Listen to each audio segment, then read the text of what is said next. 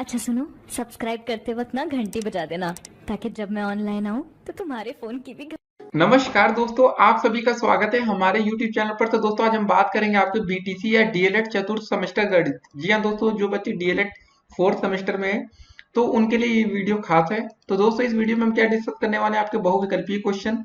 और दोस्तों अगर आपको गणित में चाहते हैं कि 25 में 25 अंक है और आप चाहते हैं पूरा सिलेबस एक ही वीडियो में डिस्कस करें, तो इस वीडियो को आपको अंत तक देखना है और हमारे साथ बने रहना है। तो सबसे पहले दोस्तों की और हम बताएंगे इस वीडियो को शुरू करने से पहले।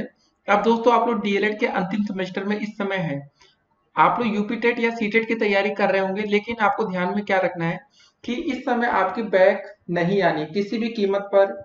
क्योंकि इस समय बैक आने का मतलब है दोस्तों, क्योंकि आज से आपकी लगभग इस पेपर के बाद आपका बीटीसी या डीएलएड समाप्त हो जाएगा, तो बैक आना मतलब आपके लिए काफी मुश्किल हो सकता है।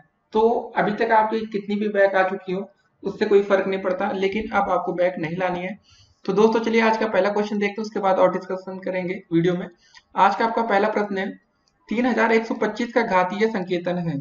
तो आपके सामने दोस्तों चार विकल्प दिख रहे हैं, 5 की घाते 5, 3 की घाते 5, 3 की घाते 4 या 5 की घाते 4। तो आपके मन में काफी आ रहा होगा कि कौन सा विकल्प हो सकता है। जो बच्चे तुक्का लगाते हैं, देखिए दोस्तों इस वीडियो में आप लोग को प्रत्येक क्वेश्चन के आपको एक नंबर मिलेंगे, तो आप लोग अपने आप को हर क्वेश्चन के एक एक अंक देते जाएंगे जितने क्वेश्चन सही हों। आपके लिए सरप्राइज है कि टोटल कितने क्वेश्चन आने वाले हैं, और उम्मीद करते हैं दोस्तों आप लोग अच्छे से अच्छे अंक प्राप्त करेंगे। देखिए 3125 का घातीय संकेतन निकालना तो कैसे निकाल सकते हैं। अब जिन बच्चों की मैथ काफी अच्छी हो वो तो बहुत ही अच्छी देखते तुक्का मार देंगे या लगा सकते हैं, लेकिन इसके लिए दोस्तों प्रॉपर तरीका रहेगा 3125। ठीक है दोस्तों, 5 और 3 की बात दिया गया तो मतलब 5 का फैक्टर बना लेते हैं। पहले 5 से भाग करेंगे क्या हो जाएगा, 5 अंक 30, 5 दूनी 10, 50 25। ठीक है दोस्तों, फिर 5 से भाग कर देंगे, कितनी बार जाएगा, 5 एकम 5, 5 दूनी 10, 50 25। फिर दोस्तों 5 से भाग करेंगे, 5 दूनी 10, 50 25। फिर 5 से भाग करेंगे दोस्तों, 50 25, और फिर 5 से एक बार भाग जाएगा, 5 एकम 5। तो दोस्तों टोटल गिन लीजिए 5 कितनी बार आ रहा है, 3 बार ये आ रहा है, 2 बार ये आ रहा है। तो टोटल हम दोस्तों कैसे लिखेंगे, 5 गुड़े 5 गुड़े 5 गुड़े 5 गुड़े 5 बराबर है। दोस्तों इतनी बार गुणा करेंगे तो हमारा आएगा 3125। तो दोस्तों आपके 5 की घाते कितना बन जाएगा, 5 की घाते यहाँ से 4। ठीक है 3125। तो दोस्तों हम पूरा आपको सॉल्व करके क्वेश्चन बताएंगे कि आप लोग भाई देखिए लास्ट टाइम है, दोस्तों के भरोसे मत जाइएगा, अपने भरोसे जाइएगा और आप लोग अच्छे अंक लाएंगे। दोस्तों इस वीडियो को देखने के बाद आपके जितने अति लघुत्तरीय प्रश्न बनेंगे और बहुविकल्पीय है, एक भी क्वेश्चन दोस्तों छूटने वाला नहीं है। इसका विकल्प नंबर ए बिल्कुल राइट आंसर है। अब दोस्तों देखते हैं आज का अगला प्रश्न। एक की देखिए दोस्तों, हम लोगों ने यहाँ 5 सही लिखा था लेकिन यहाँ गलती की ना, तो यहाँ पर दोस्तों कितना होगा, 5 की घाते 5 है। दोस्तों देखिए हमने यहाँ 5 बार लिखा भी था। देखिए दोस्तों इस तरह आपसे भी गलती हो सकती है, जिस बच्चे ने नोटिस किया होगा वो बच्चे काबिले तारीफ है, क्योंकि दोस्तों हम यही चेक कर रहे थे कि आप लोग नोटिस कर रहे हैं या नहीं वीडियो में। ऐसा होता है ना, कुछ बच्चे सिर्फ देखते रहते समझते कम है। तो दोस्तों अब देखते हैं आज का अगला प्रश्न। ऐसे सरप्राइज आपको वीडियो में और देखने को मिल सकते हैं। तो दोस्तों दूसरा क्वेश्चन क्या रहा आपका कि किस संख्या का घन आपका 64 है। घन का मतलब होता है दोस्तों क्यूब। ठीक है, किस मतलब मान लेते हैं किस संख्या का घन आपका 64 है। तो मान लेते हैं कि एक्स क्यूब बराबर 64। तो दोस्तों x बराबर क्या हो जाएगा आपका 64 का क्यूब रूट। ठीक है, यहाँ से आप निकाल सकते हो। वैसे ये सब करने की जरूरत नहीं है, आपको ये सिंपली पता चल जाएगा कि आपका 4 का घन 64 होता है, क्योंकि दोस्तों आप 4 गुणे 4 करेंगे तो कितना होता है, 16 गुणे 4 कर देंगे तो 64 आ जाता है। तो ऐसे क्वेश्चन सिंपल ही होते हैं, लेकिन अगर आपको दोस्तों प्रॉपर तरीके से करना है तो मान सकते हैं कि माना x का घन 64 है, तो अंडर रूट क्यूब रूट 64 करके दोस्तों इसका मान निकाल सकते हैं। लेकिन इसका कोई मतलब नहीं है, आसान सा क्वेश्चन आता है ऐसे पेपर में, तो ध्यान में रखना है दोस्तों। तो इसका आंसर आ जाएगा आपका विकल्प नंबर डी, बिल्कुल सही है, राइट आंसर है ये। तो ऐसे क्वेश्चन अगर दोस्तों पेपर में आपको देखने को मिले तो आप लोग दिमाग ज्यादा नहीं लगाएंगे, या तो एक काम और कर सकते हैं, कोई बड़ी संख्या आ जाए तो आप लोग दोस्तों उसका गुणा करके देख सकते हैं। ठीक है ना, जैसे दोस्तों 4 का गुणा आप 3 बार करेंगे तो 64 आ जाएगा, 6 का गुणा 3 बार करेंगे तो कितना हो जाएगा, 6 छंग 36 गुणे 6 216 होता है, और 8 8 64 गुणे 512। तो दोस्तों ये सब संख्या बढ़ती जाती हैं। ठीक है, तो आपको समझ में आ रहा होगा कि यार जो 64 घन है सबसे छोटी संख्या से शुरू करते हैं। अब दोस्तों देखते हैं आज का अगला प्रश्न। तो दोस्तों तीसरा क्वेश्चन क्या रहा आपका कि -5/9 का घन होगा। इस क्वेश्चन में थोड़ा दोस्तों दिमाग लगाने वाली बात है। -5/9 का घन क्या होगा। दोस्तों पहले आप ये बताइए इसका जो आंसर आएगा वो प्लस में आएगा या माइनस में आएगा। अगर हम कोई संख्या को दोस्तों ये समझिए -1 गुणे -1 गुड़े -1 करते हैं तो क्या आएगा दोस्तों, माइनस गुड़े माइनस क्या होता है, प्लस हो जाता है, तो प्लस का 1 हो जाएगा। फिर गुड़े दोस्तों माइनस का 1 करेंगे तो क्या हो जाएगा, ये माइनस का 1। तो दोस्तों इससे हम एक चीज सीखे पहले इसमें कि जो हमारा आंसर आएगा वो माइनस में आएगा, या तो दोस्तों वो विकल्प नंबर बी होगा या विकल्प नंबर डी होगा। मतलब आपका ए और सी तो ऐसे ही कैंसिल हो गया क्योंकि ये माइनस में दिया नहीं गया, प्लस में दिया गया है। तो दोस्तों चलिए अब देखते हैं -5/9 का क्यूब कितना होगा। इसका क्यूब कर दीजिए आप लोग। 5 × 5 × 5 कितना हो जाएगा दोस्तों, 125। और 9 का दोस्तों क्यूब कितना हो जाएगा, 9 × 9 = 81, 81 × 9 729। ठीक है, यही आपका आंसर आ जाएगा। विकल्प नंबर डी आपका बिल्कुल राइट आंसर है। तो ऐसे क्वेश्चन दोस्तों अगर आपको पेपर में आगे से देखने को मिले तो इस बात को आपको खासा ध्यान रखना पड़ेगा। ठीक है, अब दोस्तों देखते हैं आज का अगला प्रश्न। तो दोस्तों चौथा क्वेश्चन क्या रहा आपका, क्यूब रूट के अंदर है आपका 125 × 743 का मान होगा। क्या लिखा है दोस्तों, क्यूब रूट के अंदर 125 × 343, यहाँ पर बाहर 3 है। ठीक है दोस्तों, तो मतलब 125 का हम ऐसा 3 का पेयर बनाएंगे, क्या हो जाएगा दोस्तों, आपका हो जाएगा 5 × 5 × 5, 25 × 125, ये अंडर रूट के आपका क्यूब रूट के अंदर है। और दोस्तों गुणे 343 को हम क्या लिख सकते हैं, 7 × 7 = 49। ठीक है, 7 × 7 × 7। तो जो आपका दोस्तों क्यूब रूट बाहर आता है ना वो 3 के पेयर में होता है। जैसे जो आपका दोस्तों जो अंडर रूट होता है आपका वो 2 का पेयर होता है। जैसे दोस्तों आप अंडर रूट 25 लिखते हैं आप लोग, यहाँ पर 2 लिखा नहीं होता, वैसे होता है ऐसे। तो दोस्तों जब हम इसके अंदर ऐसे लिखा रहता है ना 25 का मतलब ये होता है 5 × 5, और बाहर ये दोस्तों रूट लगा है तो 1 5 बाहर आ जाता है। तो दोस्तों जब यही बात होती है ना, आपने यहाँ पर 3 लिखा है मतलब क्यूब रूट है, अगर दोस्तों 5 × 5 × 5 3 बार लिखेंगे तो उसका 3 पेयर बनता है, उसका 1 5 बाहर आता है, ये आंसर होता है।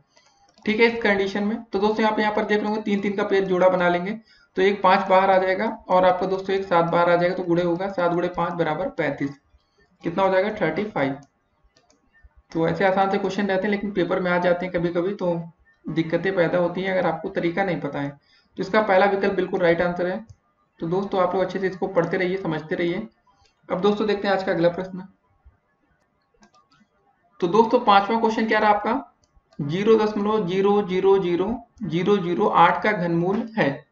अब दोस्तों आपके सामने 4 विकल्प दिए गए हैं। अब तुक्का लगाने वाले बच्चे तुक्का लगा सकते हैं, ए सही होगा, बी सही होगा, सी सही होगा या डी सही होगा। पहले तुक्का में आपको आंसर देना, उसके बाद आप लोग अपने दिमाग से भी आंसर करेंगे। तो दोस्तों देखिए पहले लिखा क्या, क्वेश्चन को लिखते हैं 0. कितनी बार दोस्तों 0 है, 3 2 5 बार 0, 1 2 3 4 5 और फिर दोस्तों लिखा 8। एक काम करते हैं, सबसे पहले दोस्तों इसका दशमलव चिन्ह हटाएंगे तो नीचे कितनी बार संख्या आ जाएगी, एक के बाद कितना आएगा, 3 3 6 0 आ जाएगा ना दोस्तों। ठीक है, अब दोस्तों कुछ संख्या आपका ऐसा हो गया 8/3 3 6, ये दोस्तों लिख सकते हैं 10 की घाते 6, या ऐसे लिखे रहते हैं, बात तो वही होती है। अब दोस्तों अगर हम इसका घनमूल निकालें तो ये सही रहेगा। ठीक है, 8 की इसका हम अगर हम घनमूल निकालेंगे तो क्या हो जाएगा दोस्तों, अंडर रूट ये लगाएंगे, क्यूब रूट कर देंगे। तो दोस्तों सबको सभी बच्चों को पता होगा कि भाई 8 का जो घनमूल बाहर आएगा वो 2 आ जाएगा, और 10 की पावर 6 है ना दोस्तों। ठीक है, तो दोस्तों ये कैसे पेयर बनेगा आपको हमने पहले बताया था, 3 का पेयर लिया जाता है, मतलब ये 10 × 10 × 10 3 बार और 10 × 10 × 10, टोटल 206 बार लिखा जाएगा। तो दोस्तों 2 10 बाहर आ जाएगा, मतलब कितना बाहर आएगा, 10 × 10 या 10 का स्क्वायर बाहर आएगा। ठीक है ना दोस्तों, हमने बोला ना 3 3 का जोड़ा, क्योंकि 8 आपका कैसे लिखा रहेगा, 2 × 2 × 2। तो दोस्तों एक जोड़ा आपका बाहर ये आ गया और 10 ये ऐसे आएगा। ठीक है, तो मतलब दोस्तों 2 आपका हो गया 100। तो भाग कर लेते हैं अब, तो कितना आ जाएगा दोस्तों, 0.02। ठीक है, यही आपका आंसर आ जाएगा। तो दोस्तों तो चलिए देखते हैं विकल्प में कौन सा आपका आंसर सही है। विकल्प नंबर दोस्तों बी आप देख रहे होंगे 0.02, यही आपका राइट आंसर है। तो ऐसे क्वेश्चन दोस्तों आपके पेपर में पूछे जा सकते हैं, तो आपको ध्यान में रखना है। तो भाग करना तो दोस्तों सभी बच्चों को आता होगा। देखिए अगर अगर लिखा होता दोस्तों 2/10, तो आपका इसका आंसर क्या होता है, सभी बच्चों को पता है 0.2 हो जाता है।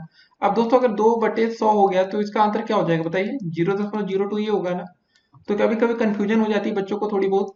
तो अब दोस्तों कभी ऐसे लिखा आएगा 0.2/10, तो इसका आंसर क्या आएगा, 0.02। ठीक है, वही दोस्तों हम करके आपको दिखाना चाहते थे। तो चलिए दोस्तों अब देखते हैं आज का अगला प्रश्न, उसमें और आपके जो डाउट्स होंगे वो क्लियर होंगे। तो दोस्तों 6 नंबर क्वेश्चन क्या रहा आपका, आइए देखते हैं। 256/441 का वर्गमूल होगा या है, क्या होगा दोस्तों, 256/441। ठीक है, इसका अंडर रूट पूछा गया है। तो दोस्तों 256 का कितना हो जाएगा, 16 हो जाएगा, 441 का हो जाएगा 21। 16 का स्क्वायर दोस्तों होता है 16 गुणे 16 करेंगे तो आपका 256 आ जाएगा, सभी बच्चों को पता होगा। देखिए थोड़ी बहुत चीजें दोस्तों आपको 20 तक के स्क्वायर आपको पता होना चाहिए, वर्ग क्या होते हैं 20 तक के, 11 को 121 होता है, 13 को 169 होता है, तो ये सब आपको याद रखना है। 16 गुणे 16 करेंगे 256 आएगा, और 21 गुणे 21 करेंगे आपका आ जाएगा दोस्तों 441। ये सब चीजें दोस्तों आप लोग याद करके अच्छे से रट्टा मान लीजिए। ऐसे क्वेश्चन दोस्तों आपको वहां पर सॉल्व नहीं करने, खाली आपको याद होगा तो 1 सेकंड में हो जाएगा, नहीं तो आप लोग सोचते रहेंगे, समय बर्बाद करेंगे। ठीक है, इसका आंसर आपका विकल्प नंबर सी आ जाएगा।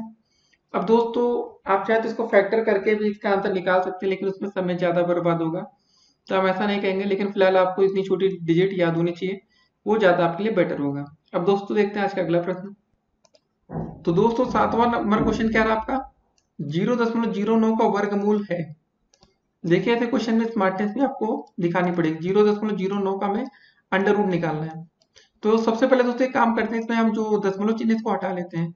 तो 0.09 लिखा है ना, दशमलव चिन्ह हटेगा दोस्तों तो 2 अंक पर दशमलव, तो 2 जीरो नीचे आ जाएगा। अंडर रूट में था वैसे ही हम लोग लिख देते हैं। तो दोस्तों अब आपका हो गया ये क्वेश्चन अंडर रूट 9/100। ठीक है, अंडर रूट का। तो दोस्तों अंडर रूट 9 का कितना हो जाएगा, जब बाहर आएगा तो आपका हो जाएगा 3, 3 त्रिक का 9 होता है, और 10 का स्क्वायर होता है 100, तो 3/10। तो अब दोस्तों इसका आप आंसर निकाल दे सकते हैं, 10 से भाग देंगे तो आ जाएगा ये 0.3, एक अंक पर दशमलव। ठीक है दोस्तों, तो अब देखते हैं 0.3 पहला आंसर। ठीक है, 0.3 कौन सा विकल्प है, पहला वाला विकल्प बिल्कुल इसका राइट आंसर है, इसको टिक करेंगे और दोस्तों सही का निशान लगा देंगे। तो दोस्तों ये हमारा पहला विकल्प सही है। अब दोस्तों देखते हैं आज का अगला प्रश्न। तो दोस्तों 8वां नंबर क्वेश्चन क्या रहा आपका कि 0.1 का वर्ग क्या होगा। अब दोस्तों आपको ये बताना है 0.1 का वर्ग। ठीक है, इसका स्क्वायर करेंगे तो कितना आ जाएगा, तो कर लीजिए 0.1 गुणे 0.1। तो दोस्तों गुणा करने पर आपको पता है एक ही आएगा, और दशमलव कितना, एक एक 2 अंक पर होगा। ठीक है दोस्तों, तो एक जीरो आगे लगा के यहाँ दशमलव लगा दीजिए। 0.01 आपका राइट आंसर होगा, विकल्प नंबर सी बिल्कुल सही आंसर है। देखिए क्वेश्चन देखने में आसान लगता है, लेकिन जब आप लोग पेपर टाइम आता है तो दिमाग उस समय काम नहीं करता है। तो वहां पर स्मार्टनेस क्या है दोस्तों, क्या दिखाएंगे आप, 0.1 का वर्ग। पहले आप लोग जो बोला गया क्वेश्चन में वैसा लिख लेंगे, जैसे हमने लिखा 0.1 का वर्ग, मतलब 0.1 का गुणा 2 बार होगा, 1 गुणे 1। ठीक है, तो आपका आंसर ऐसे आ जाएगा। आप लोग वहां बिल्कुल भी जल्दबाजी हड़बड़ाहट नहीं दिखाएंगे। होता क्या है, लास्ट टाइम रहता है दोस्तों, जिन बच्चों की मैथ कमजोर होती है वो बच्चे डर जाते हैं, सोचते हैं कि अगल बगल का सहारा लें, उसी में होती है दोस्तों गलतियां। अब देखते हैं आज का अगला प्रश्न। तो दोस्तों 9वां क्वेश्चन क्या रहा आपका, 0.3 का स्क्वायर का मान आपको बताना है। ठीक है, 0.3 की घाते 2 का मान आपको बताना है क्या होगा। तो बस गुणा कर लेते हैं, 0.3 गुणे 0.3। जो क्वेश्चन दोस्तों लिखा रहा है वही आपको करना है, आपको कुछ भी अलग से नहीं करना है, तो आपको परेशान नहीं होना है। 3 त्रिक का दोस्तों होता है आपका 9। देखिए दशमलव एक अंक पर यहाँ पर लगा, एक अंक पर यहाँ, तो मतलब 2 अंक पर 200 आपका दशमलव लगेगा, तो 0.09 कर देंगे, ये आपका आंसर हो जाएगा। ठीक है, और जिन बच्चों को गुणा करना अभी तक नहीं आया है, 4th सेमेस्टर में आ गए, तो आप लोग दोस्तों कमेंट करिएगा, बिल्कुल शर्माने की जरूरत नहीं है, हम आपको गुणा करना भी अलग से सिखा देंगे कि दशमलव वाले चिन्हों का गुणा कैसे करते हैं। फिलहाल दोस्तों हमारी कोशिश है आपको बिल्कुल बेसिक समझाने की, क्योंकि दोस्तों अब ये आपका अंतिम समय, अगर आपने अभी नहीं सीखा तो कभी नहीं सीख पाएंगे। ठीक है दोस्तों, तो ये क्वेश्चन फिलहाल ऐसा था। और पेपर में कभी कभी दोस्तों इसी तरह एक क्वेश्चन और आ जाता है आपका, कि अगर आपसे दोस्तों ये पूछा जाता है कि 0. जो था क्वेश्चन 0.3 का होल क्यूब पूछा जाता है दोस्तों, तो कैसे करते हैं, इसको भी देख लेते हैं इस क्वेश्चन में, कि कभी कभी दोस्तों हो सकता है कि पेपर में ऐसा क्वेश्चन आ सकता है। तो दोस्तों देखिए, इसको हम पहले 3 बार लिखेंगे ना, 0.3 गुणे 0.3 और गुणे का 0.3। सबसे पहले दोस्तों हमारा तरीका क्या होगा, पहले हम 2 का गुणा कर लेंगे, 0.3 गुणे 0.3 कितना हो जाएगा, 3 त्रिक का 9 दोस्तों, सिंपली 2 अंक पर दशमलव, तो बस एक जीरो आगे लगा के यहाँ पर, क्योंकि हमें यही दिखाना है दोस्तों कि 2 अंक पर हमें दशमलव लगाना है। अब 9 के बाद हम जीरो नहीं लगा सकते, 9 के पहले जीरो लगाना पड़ेगा। गुणे दोस्तों जैसे आप यहाँ पर देखते हैं आगे लिखा 0.3। अब दोस्तों गुणा फिर से करना है, 9 त्रिक का होता है आपका 27, लेकिन यहाँ हम एक चीज ध्यान देंगे, पहले आपको दोस्तों देखिए 2 अंक पर दशमलव और यहाँ पर 1 अंक पर, तो दोस्तों 2 + 1 होगा, 3 अंक पर दशमलव लगाना है, तो क्या 270 करके कर सकते हैं, नहीं, 227 के आगे हम दशमलव लगाएंगे तो 0.27 होगा। ठीक है, इसका आंसर ऐसे आएगा। तो ऐसे क्वेश्चन आपके पेपर में आ सकते हैं, अगर इसका होल क्यूब पूछा है तो भी आप कर लेंगे, होल स्क्वायर का दोस्तों यहाँ पर क्वेश्चन दिया तो उसको हमने देख लिया। अब दोस्तों देखते हैं आज का अगला प्रश्न, कैसा भी क्वेश्चन आएगा अब आप करने में सक्षम हो चुके हैं। तो दोस्तों 10वां क्वेश्चन क्या रहा आपका, 10 नंबर, कि शून्य का वर्गमूल क्या होता है। देखिए दोस्तों, शून्य का वर्गमूल तो शून्य ही हो जाएगा ना, जीरो का वर्गमूल जीरो ही तो होगा। हम ऐसे इसका करेंगे, कितना आंसर आएगा, जीरो आ जाएगा, सिंपल था। तो ऐसे क्वेश्चन तो सिंपल से ही होते हैं, आपको ज्यादा दिमाग दौड़ाना नहीं, यहाँ पर वर्ग ये सब करके दिखाया गया है। ठीक है, तो आपका राइट आंसर हो जाएगा विकल्प नंबर बिल्कुल डी, ये आपका बिल्कुल सही आंसर है। ऐसे क्वेश्चन आपको पेपर में आके सरप्राइज कर सकते हैं। अब दोस्तों देखेंगे आज का अगला प्रश्न। दोस्तों तो 11 नंबर क्वेश्चन कह रहा है आपका कि 6 अंकों की छोटी से छोटी पूर्ण संख्या क्या होगी, आपको बताना है। तो आपके सामने 4 विकल्प दिए गए हैं दोस्तों, पहले आप लोग तुक्का लगा सकते हैं, पहला विकल्प, दूसरा विकल्प, तीसरा और चौथा। तो आप लोग दोस्तों अपने कमेंट कर सकते हैं कि कौन सा विकल्प सही होगा, उसके बाद दोस्तों हम इसका आंसर सही बताते हैं आपको। सबसे पहले दोस्तों 6 अंकों की छोटी से छोटी संख्या क्या होगी, पहले 1 लिख लीजिए, 5 बार 0 लिख लीजिए। ठीक है दोस्तों, 6 अंकों की छोटी से छोटी संख्या आपके स्क्रीन पर शो हो रही है, ये है। ठीक है, अब दोस्तों हमें बताना है कि पूर्ण संख्या क्या होगी, पूर्ण वर्ग या जो भी होता है क्या होगी। तो सबसे पहले दोस्तों एक काम करते हैं, हम इसी का अंडर रूट निकाल लेते हैं, कितना आता है। अगर करेंगे दोस्तों, कितना है, 10 की 3 2 5, दोस्तों टोटल 5 जीरो ना, तो 10 की घात ये 5 हो जाएगा। तो 10 की घात दोस्तों हम 5 को क्या लिख सकते हैं, 10 की घात 4 गुणे 10 की घात 1। तो दोस्तों जब 10 की घात 4 बाहर आएगा ब्रैकेट, तो बचेगा कितना, 10 की घात 2 बचेगा, अंडर रूट में 10 रहेगा। तो दोस्तों ये कितना हो जाएगा, 100। और अंडर रूट 10 की वैल्यू होती है 3.16 करके समथिंग आती है, आगे भी रहती है। तो दोस्तों ये लगभग आपका 316 आ जाएगा, लगभग में रहेगा। ठीक है, तो दोस्तों 316 तो होगा नहीं, क्योंकि ये होगा नहीं अंडर रूट। तो अगर हम 317 का वर्ग निकाल देंगे दोस्तों, तो वही आपका राइट आंसर होगा। 316 नहीं होगा, 317, यही आपकी दोस्तों 6 अंकों की छोटी से छोटी पूर्ण वर्ग संख्या होगी।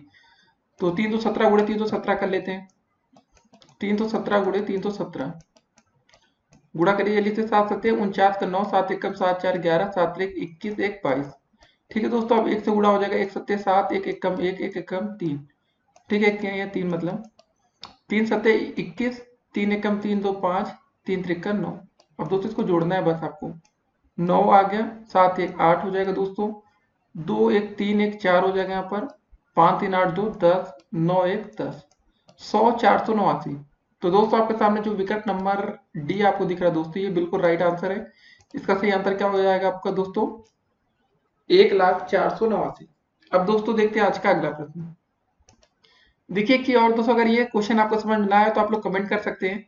कभी देखिए ऐसे क्वेश्चन पेपर में आते हैं, ठीक है ना, 6 अंकों की छोटी से छोटी पूर्ण संख्या है, कभी कभी बड़ी से बड़ी पूर्ण संख्या पूछ सकता है। तो बड़ी में क्या रखेंगे दोस्तों, 6 बार 9 लिख दीजिए, उसी के आसपास दोस्तों जो भी अंडर रूट निकालेंगे वही आपका आंसर आ जाएगा। तो इस तरह आपको समझना होगा। अब दोस्तों देखते हैं आज का अगला प्रश्न। तो दोस्तों देखिए 12 नंबर पे क्वेश्चन मिलता जुलता है पिछले क्वेश्चन से, कि 5 अंकों की हमें बड़ी से बड़ी पूर्ण संख्या क्या होगी ये बताना है। सबसे पहले दोस्तों हम लिखेंगे 5 अंकों की बड़ी से बड़ी संख्या कितनी हो जाएगी, 3 4, 5 अंकों की दोस्तों बड़ी से बड़ी संख्या आपकी स्क्रीन पर ये शो हो रही है। इससे बड़ी कोई संख्या तो होगी नहीं 5 अंकों की। एक काम करते हैं, हम 6 अंकों की दोस्तों एक सबसे छोटी से छोटी संख्या लिख लेते हैं। कितने अंकों की, 6 अंकों की, 3 हो गए ना, 3 0 4 5। तो दोस्तों ये 10 की घात 5, इसको ऐसे लिख सकते हैं ना, जैसे भी हमने लास्ट क्वेश्चन किया था, मतलब आपका आया था 316 दोस्तों समथिंग आया था। ठीक है, तो मतलब अगर हम 315 का वर्ग निकाल दें या 316 का दोस्तों वर्ग निकालेंगे, वही तो आपका होगा ना, 5 अंकों की बड़ी से बड़ी संख्या होगा। ठीक है, 6 अंकों में 317 आ गया था, तो 5 अंकों में 316 आ जाएगा। तो 316 गुणे 316 कर लेते हैं। ठीक है, ये समझ में ना आ रहा तो अभी आपको अच्छे से हम समझाते हैं। 6 छंग 36 का 6, 6 कम 6 3 9, 6 त्रिक का 18, फिर दोस्तों एक कट्टम, 1 छक्का 6, 1 एक कम 1, 1 तिहाई 3, फिर दोस्तों 3 से गुणा हो जाएगा, 3 छंगा 18 का 8, 3 एक कम 3, 1 4, 3 त्रिक का 9। ठीक है दोस्तों, यहाँ आ जाएगा 6 9 6 15, 8 8 16, 1 17 और 1 18 आ जाएगा दोस्तों, 4 3 7 8 1 9, ये दोस्तों 9, 99 856। तो दोस्तों ये आपका विकल्प नंबर सी देख रहे होंगे, ये बिल्कुल आपका राइट आंसर है। ये कैसे हुआ दोस्तों अभी हम आपको समझाते हैं, आपको परेशान नहीं होना है। देखिए सबसे पहले क्या बोला गया, 5 अंकों की हमें बड़ी से बड़ी संख्या पूर्ण संख्या बतानी, पूर्ण वर्ग संख्या जो भी आप समझ रहे हैं। तो 5 अंकों की बड़ी से बड़ी संख्या हमारी दोस्तों ये दिख रही है आपकी स्क्रीन पर। ठीक है, इसको हाईलाइट कर रहे हैं, डिब्बे में बंद कर रहे हैं, ये आपके 5 अंकों की बड़ी से बड़ी संख्या है। तो हम 6 अंकों की दोस्तों छोटी से छोटी संख्या लिख लिए, क्योंकि ये करना आसान था। जब दोस्तों 6 अंकों की छोटी से छोटी संख्या का हम अंडर रूट निकालते हैं, ये आसान रहता है ना, जीरो वाले 100 3 4 5 6। ठीक है दोस्तों, ये लिखा तो मतलब ये दोस्तों इसका मतलब होता है 10 की घाते 5। 10 की घाते 5 के अंडर रूट दोस्तों कैसे निकाल सकते हैं, हम इसको लिख सकते हैं 10 की घाते 4 गुणे 10 की घाते 1। लिखा तो 10 की घाते 5 ही है ना दोस्तों, दो भाग में तोड़ लिया।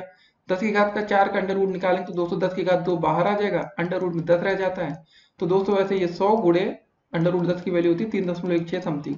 तो दोस्तों ये आपके आगे 100 गुणे 300 मतलब, तो ये आगे आपका 316 गुणा करने पर आ जाता है। ठीक है यहाँ से। तो दोस्तों जो हमारे 316 आ रहा है ना, ठीक है, बस ये 5 अंकों की बड़ी से बड़ी पूर्ण वर्ग संख्या होगी, क्योंकि 317 जब निकालेंगे तो आपकी 6 अंकों की बन जाएगी, लेकिन हमें 5 अंकों की बताना था दोस्तों, इसलिए हमने 316 लिया। अगर 6 अंकों की छोटी से छोटी निकालना होगा तो 317 ले लेंगे, और 5 अंकों की बड़ी से बड़ी 316। अब दोस्तों देखते हैं आज का अगला प्रश्न। तो दोस्तों 13 नंबर क्वेश्चन क्या रहा आपका कि 1 से लेकर 1000 तक पूर्ण घर संख्याएं कितनी होती हैं। 1 से लेकर 1000 तक पूर्ण घन संख्या में दोस्तों कितना होता है। एक आपका पूर्ण घन कितना होता है, एक का होता है आपका 1 हो जाता है, 2 का होता है 200, 2 का क्यूब करेंगे तो 8 आ जाता है, 3 का क्यूब कर देते तो दोस्तों 3 त्रिक का 9 त्रिक 27, 4 का क्यूब करते दोस्तों कितना आ जाता है, 4 चौको 16 चौको 64, 5 का करते दोस्तों कितना हो जाता है 50 25 और 125। ठीक है दोस्तों, बारी आती है 6 का क्यूब करते दोस्तों तो कितना आ जाता है 6 छंग 36 216। ठीक है, 7 का क्यूब करते दोस्तों कितना आ जाता है आपका 343, 343 ना, 3 4 3। दोस्तों जब हम 8 का क्यूब करते हैं तो कितना आ जाता है हमारा 8 8 64, 64 गुणे 8 512। दोस्तों जब हम 9 का क्यूब करते हैं तो 9 9 81, 81 गुणे 9 तो 729। ठीक है दोस्तों, जब हम 10 का क्यूब करते हैं तो आपका आ जाता है 1000। क्वेश्चन में यही बोला गया था ना, 1 से 1000 तक की पूर्ण घन संख्या कितनी होती है। तो दोस्तों इसका आंसर कितना हो जाएगा, आपने देख लिया 1 से लेकर 10 तक में 10 ही आ रहा है, और क्या 10 से ऊपर करेंगे दोस्तों तो ये 1000 से ऊपर की संख्या बन जाएगी। तो हमें 10 तक का ही बताना था। अब दोस्तों देखते हैं आज का अगला प्रश्न। तो दोस्तों 14 नंबर क्वेश्चन क्या रहा आपका, सबसे छोटी प्राकृतिक संख्या कौन सी है ये बताना है। 3 है, 1 है, 9 है या 6। तो दोस्तों सिंपल सा आंसर है इसका, सबसे छोटी प्राकृतिक संख्या 1 होती है। ठीक है दोस्तों, जीरो नहीं होती, काफी बच्चे कंफ्यूज होते हैं। जीरो दोस्तों इसको नेचुरल नंबर भी बोलते हैं प्राकृतिक संख्या को अंग्रेजी में, और सबसे छोटी प्राकृतिक संख्या आपकी 1 है। 1 से स्टार्ट होती है, 1 के बाद 2 3 4 ये सब आता है। जीरो दोस्तों आपका पूर्ण संख्या में आता है या होल नंबर्स में आता है। ठीक है, उसको मत याद रखिएगा, इसका आंसर 1 होगा। अब दोस्तों देखते हैं आज का अगला प्रश्न। तो दोस्तों 15 नंबर क्वेश्चन क्या रहा आपका कि 201 की घाते 2 गुणे 200 माइनस 200 की घाते 3 का मान आपको ज्ञात करना है। तो ऐसे क्वेश्चन में दोस्तों आप लोग गुणा ना करने लगिएगा, सबसे पहले इसमें स्मार्टनेस आपको दिखानी पड़ेगी। 201 की घाते दोस्तों कितना लिखा 2, गुणे में दोस्तों आपको लिखा 200 माइनस का 200 की घाते 3। तो दोस्तों एक काम करिए, देखिए 200 यहाँ पर भी है, 200 इधर भी दिख रहा है, तो 200 को हम क्या करते हैं कॉमन ले लेते हैं दोनों में से। ठीक है दोस्तों, जैसे 200 कॉमन ले लेंगे तो क्या बचेगा ब्रैकेट में 201। ठीक है, इसको थोड़ा बड़ा ब्रैकेट कर लेते हैं, इसका होल स्क्वायर आ जाएगा माइनस का 200 का होल स्क्वायर आ गया। ठीक है, ब्रैकेट क्लोज। तो दोस्तों अब एक आपके सामने एक स्क्रीन पर एक फार्मूला बन गया आपका, ये ए स्क्वायर दिख रहा है ना। ठीक है दोस्तों, और ये माइनस का बी स्क्वायर बन गया।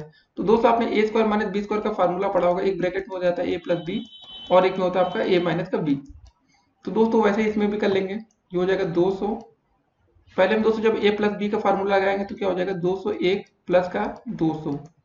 ठीक है दोस्तों, जब ए माइनस बी का फार्मूला लगाएंगे तो 201 माइनस का 200, तो क्या हो जाएगा दोस्तों ये 200 है, और गुणे में दोस्तों आपका क्या आ जाएगा 201 और 200 जोड़ लेंगे तो आ जाएगा 401। दोस्तों 201 में से 200 घटा लेंगे तो बचेगा 1। अब गुणा कर लेंगे, बस आपका आंसर आ गया। 1 जीरो में 0 0, सिंपल से दोस्तों इतना समय नहीं लगाना हमें गुणा करने में। 2 का 200 सीधे गुणा कर दीजिए, इसमें कितना हो जाएगा 2, कितना हो जाएगा दोस्तों 2 1 कम 2, 2 जीरो में 0, 2 चौके 8, 2 जीरो बढ़ा दीजिए 80,200। अब दोस्तों देखते हैं विकल्प नंबर कौन सा सही है हमारा 80,200। विकल्प नंबर बी आपका बिल्कुल राइट आंसर है। तो ऐसे क्वेश्चन दोस्तों आपके पेपर में आ सकते हैं, इसमें आपको स्मार्टनेस दिखानी होगी, समय ज्यादा आपको बर्बाद नहीं करना है। अगर आप अपने हाथ से करेंगे तो मुश्किल से 1 से 2 मिनट के अंदर ये सवाल आपसे हो जाएगा। ठीक है दोस्तों, अब दोस्तों देखते हैं आज का अगला प्रश्न। तो दोस्तों 16 नंबर क्वेश्चन क्या रहा आपका, पूछा गया है कि भाज्य बराबर आपका फार्मूला क्या होता है। शेषफल बटे भागफल होता है कि भाज्य गुणे भागफल होता है कि भाजक गुणे भागफल प्लस शेषफल होता है कि भाजक गुणे भागफल। तो दोस्तों आप लोग अपने उत्तर जल्दी से दीजिए। तो जी हाँ दोस्तों, जिन बच्चों ने विकल्प नंबर सी को बोला कि भाजक गुणे भागफल प्लस शेषफल होता है वो बच्चे बिल्कुल राइट हैं, ये बिल्कुल सही आंसर है। ठीक है, भाज्य बराबर आपका फार्मूला होता है भाजक गुणे भागफल प्लस शेषफल। अब दोस्तों देखते हैं आज का अगला प्रश्न। तो दोस्तों 17 नंबर क्वेश्चन क्या रहा आपका, आंकड़ों 12 12 13 12 10 6 12 7 जो भी दोस्तों दे रखा है 100 102 और 102 का बहुलक आपको पूछा गया है, क्या होगा। तो दोस्तों हमें पता है कि बहुलक वही संख्या होती है जो सबसे ज्यादा बार, जिसकी बारंबारता सबसे अधिक हो या जो सबसे ज्यादा बार आया हो। तो दोस्तों देखिए 12 कितनी बार आ रहा है, एक बार, दो बार, फिर 12, फिर 12 आया, फिर 12, फिर 12। तो दोस्तों यहाँ हम देख रहे हैं 12 सबसे अधिक बार आ रहा है, उसके बाद 100 तो एक ही बार आया दोस्तों यहाँ पर। 102 दोस्तों आपका ये 2 बार आया है फिर, और 13 कितनी बार आ रहा है दोस्तों, एक बार ये आ रहा है बस। तो दोस्तों हमारा इसका बहुलक क्या हो जाएगा इस क्वेश्चन के लिए दोस्तों, हमारा इसका आंसर आ जाएगा 12। ये सबसे अधिक बार इसकी आवृत्ति हुई है, सबसे अधिक बार ये रिपीट हो रहा है, इसलिए हमारा आंसर होगा दोस्तों विकल्प नंबर ए 12 सही आंसर होगा। अब दोस्तों देखते हैं आज का अगला प्रश्न। तो दोस्तों 18 नंबर क्वेश्चन क्या रहा आपका कि वर्तमान में मीरा की माँ की आयु उसकी 4 गुनी है, 5 वर्ष बाद माँ की आयु मीरा की आयु की 3 गुनी रह जाएगी, दोनों की वर्तमान आयु दोस्तों हमें बताना है। पहले दोस्तों मान लेते हैं थोड़ी देर के लिए, माना मीरा की आयु कितनी दोस्तों, मीरा की आयु, ठीक है दोस्तों, बहुविकल्पी क्वेश्चन इतना लिखना नहीं होता लेकिन आप लोग लिख लीजिएगा, x वर्ष है, ठीक है दोस्तों, और उस समय उसकी माँ की आयु कितनी है, उसकी 4 गुनी। तो दोस्तों यहाँ से उसकी माँ की आयु कितनी हो जाएगी, माँ की आयु बराबर दोस्तों हो जाएगा आपका 4x, ठीक है, इतने साल। अब दोस्तों बोला गया कि 5 साल बाद, ठीक है दोस्तों, 5 साल बाद मीरा की आयु में 5 साल और जोड़ दीजिए दोनों में, और माँ की आयु में भी 5 साल आप जोड़ दीजिए, ठीक है। मीरा की आयु मतलब 5 साल बाद माँ की आयु उसकी मीरा की आयु की 3 गुनी रह जाएगी। जो दोस्तों माँ की आयु है ना, ये मीरा की आयु की कितनी 3 गुनी रह जाएगी। तो दोनों की वर्तमान आयु बतानी, तो दोस्तों इसको सॉल्व कर लेंगे तो ये हो जाएगा 3x प्लस का 15 बराबर आपका है 4x प्लस का 5 ही रहेगा। तो दोस्तों यहाँ से 3x इस साइड ले आएंगे तो कितना हो जाएगा x, और 5 इधर ले आएंगे तो बचेगा 10। तो दोस्तों 15 माइनस 5 हो जाएगा ये, और दोस्तों 3x इधर आएगा, 4x माइनस 3x। तो दोस्तों यहाँ से आ जाएगा 10 और x की वैल्यू 10 आ गई। तो दोस्तों x बराबर कितना है, मतलब मीरा है, तो दोस्तों आपका x बराबर आ गया 10 वर्ष। मतलब मीरा की आयु दोस्तों हमने x वर्ष मानी थी ना, यहाँ पर देखिए माना मीरा की आयु हमारी कितनी थी, x वर्ष थी। तो दोस्तों माँ की आयु कितनी हो जाएगी, माँ की आयु दोस्तों हमने कितनी मानी थी, 4x मानी है ना, तो 4 गुणे 10 कर देंगे दोस्तों, हमारा कितना आ जाएगा 40 वर्ष। यहाँ पर दोस्तों लिख लीजिएगा मीरा की आयु, मीरा, ठीक है, मीरा समझ जाएंगे आप लोग, 10 और 40 दोस्तों, मीरा की आयु 10 वर्ष है और माँ की आयु कितनी है आपकी 40 वर्ष है। तो दोस्तों ऐसे क्वेश्चन आपके पेपर में आते हैं तो आपको ध्यान में रखना है कि अगर आयु से संबंधित कोई क्वेश्चन आएगा तो आप कैसे करेंगे। आसान प्रश्न था, जो बोलता जाए प्रश्न खाली आपको वही लिखते जाना है और कुछ भी अपनी तरफ से नहीं करना है। अब दोस्तों देखते हैं आज का अगला प्रश्न। तो दोस्तों 19 नंबर क्वेश्चन क्या रहा आपका कि किसी युगपत समीकरण को हल करने में कितनी विधियों की सहायता ली जा सकती है। तो दोस्तों इसका आंसर बताइए आप लोग क्या होगा, सोचिए जल्दी से। और जिन बच्चों ने बताया कि किसी युगपत समीकरण को हल करने के लिए 2 विधियों का सहारा लिया जा सकता है, वो बच्चे बिल्कुल राइट है, ठीक है, इसका आंसर होगा दोस्तों विकल्प नंबर सी। अब दोस्तों देखते हैं आज का अगला प्रश्न। तो दोस्तों 20 नंबर क्वेश्चन क्या रहा आपका, यदि किसी भिन्न के अंश और हर में क्रमशः 1 घटा दे तो नई भिन्न का मान आपका 1/5 हो जाता है, और यदि उनके अंश और हर में 1 जोड़ देते तो नई भिन्न का मान 1/3 हो जाता है, तो वह भिन्न होगी, आपको ये बताना है। आपके सामने 4 विकल्प दिए गए दोस्तों, आप लोग अपना उत्तर गेस कर सकते हैं, तब तक तुक्का मारिए और हम क्वेश्चन को सॉल्व करते हैं। ठीक है, पहले बोला गया दोस्तों अंश और हर में हमें 1 घटाना है। दोस्तों मान लेते किसी भिन्न का अंश है x और हर है आपका y, ठीक है दोस्तों, अंश में 1 घटा देते हैं x-1 और y में भी दोस्तों हम 1 घटा देते हैं, तो आपका क्या हो जाता है, नई भिन्न का मान 1/5, और इसको समीकरण 1 मान लेते हैं। ये थोड़ा और काम करते हैं दोस्तों, त्रिज्या गुणा कर लेते हैं, तो कितना हो जाएगा यहाँ पर 5x-1 बराबर दोस्तों हो जाएगा 1 इंटू वाई माइनस का 1। कितना हो जाएगा दोस्तों सॉल्व करने को, 5x माइनस का 5 बराबर y माइनस का 1, y अच्छे से लिखते हैं। अब दोस्तों ये हो जाएगा 5x, दोस्तों y इधर आ जाएगा तो कितना हो जाएगा माइनस का y, और दोस्तों यहाँ -1 प्लस का 5 इधर चला जाएगा, तो आपका हो जाएगा 5y माइनस का y बराबर 4। ठीक है दोस्तों, अब इसको समीकरण 1 मानते हैं अच्छे से, ये वाला समीकरण 1 अभी नहीं माना है। उसके बाद दोस्तों बोला गया यदि उनके अंश और हर में क्रमशः 1 जोड़ देते तो नई भिन्न का मान 1/3 हो जाता है। उनके अंश में मतलब दोस्तों x में 1 जोड़ते हैं और हर में भी दोस्तों हम लोग 1 जोड़ देते हैं, तो नई भिन्न का मान 1/3 हो जाता है। इसको त्रिज्या गुणा कर लेंगे दोस्तों, कितना हो जाएगा 3x प्लस का 1 बराबर दोस्तों 1 तो गुणा हो जाएगा आपका y प्लस का 1। ठीक है, कितना आ जाएगा यहाँ पर दोस्तों 3x प्लस का 3 बराबर दोस्तों आपको यहाँ पर आ जाएगा y प्लस का 1। तो दोस्तों y को इधर ले आते हैं, कितना हो जाएगा 3x माइनस का y बराबर दोस्तों 1 माइनस का 3 हो जाएगा, या 3x माइनस का y बराबर का माइनस का 2। दोस्तों ये आपका समीकरण नंबर सेकंड हो जाएगा। ठीक है, फर्स्ट ऊपर मान लिया, सेकंड ये। अब दोस्तों इसको सॉल्व कर लेते हैं। समीकरण 1 कितना था 5y माइनस ये दोस्तों 5x होगा ना यहाँ पर, इसको थोड़ा आप लोग दोस्तों ध्यान दिया करिए। आप लोग को भी दोस्तों हम चेक करते रहते हैं कि आप लोग ध्यान दे रहे हैं या नहीं क्वेश्चन में, जैसा कि हमने पहले बोला था। तो दोस्तों आप क्या करेंगे इस क्वेश्चन में, चलिए दोस्तों लिख लेते हैं पहले दोनों समीकरण को। पहला समीकरण आपका 5x माइनस का वाई बराबर 4, ठीक है, ये समीकरण नंबर 1 है। दूसरा समीकरण कितना है दोस्तों, आपका 3x माइनस का वाई बराबर माइनस का 2। इसको समीकरण को आप सॉल्व कर लीजिए। समीकरण में दोस्तों घटाने पर माइनस यहाँ प्लस हो जाएगा, यहाँ माइनस माइनस प्लस होगा, ठीक है, ये कट जाएगा। यहाँ कितना बचेगा दोस्तों, आपको 2x बचेगा बराबर आपका 6 आ जाएगा।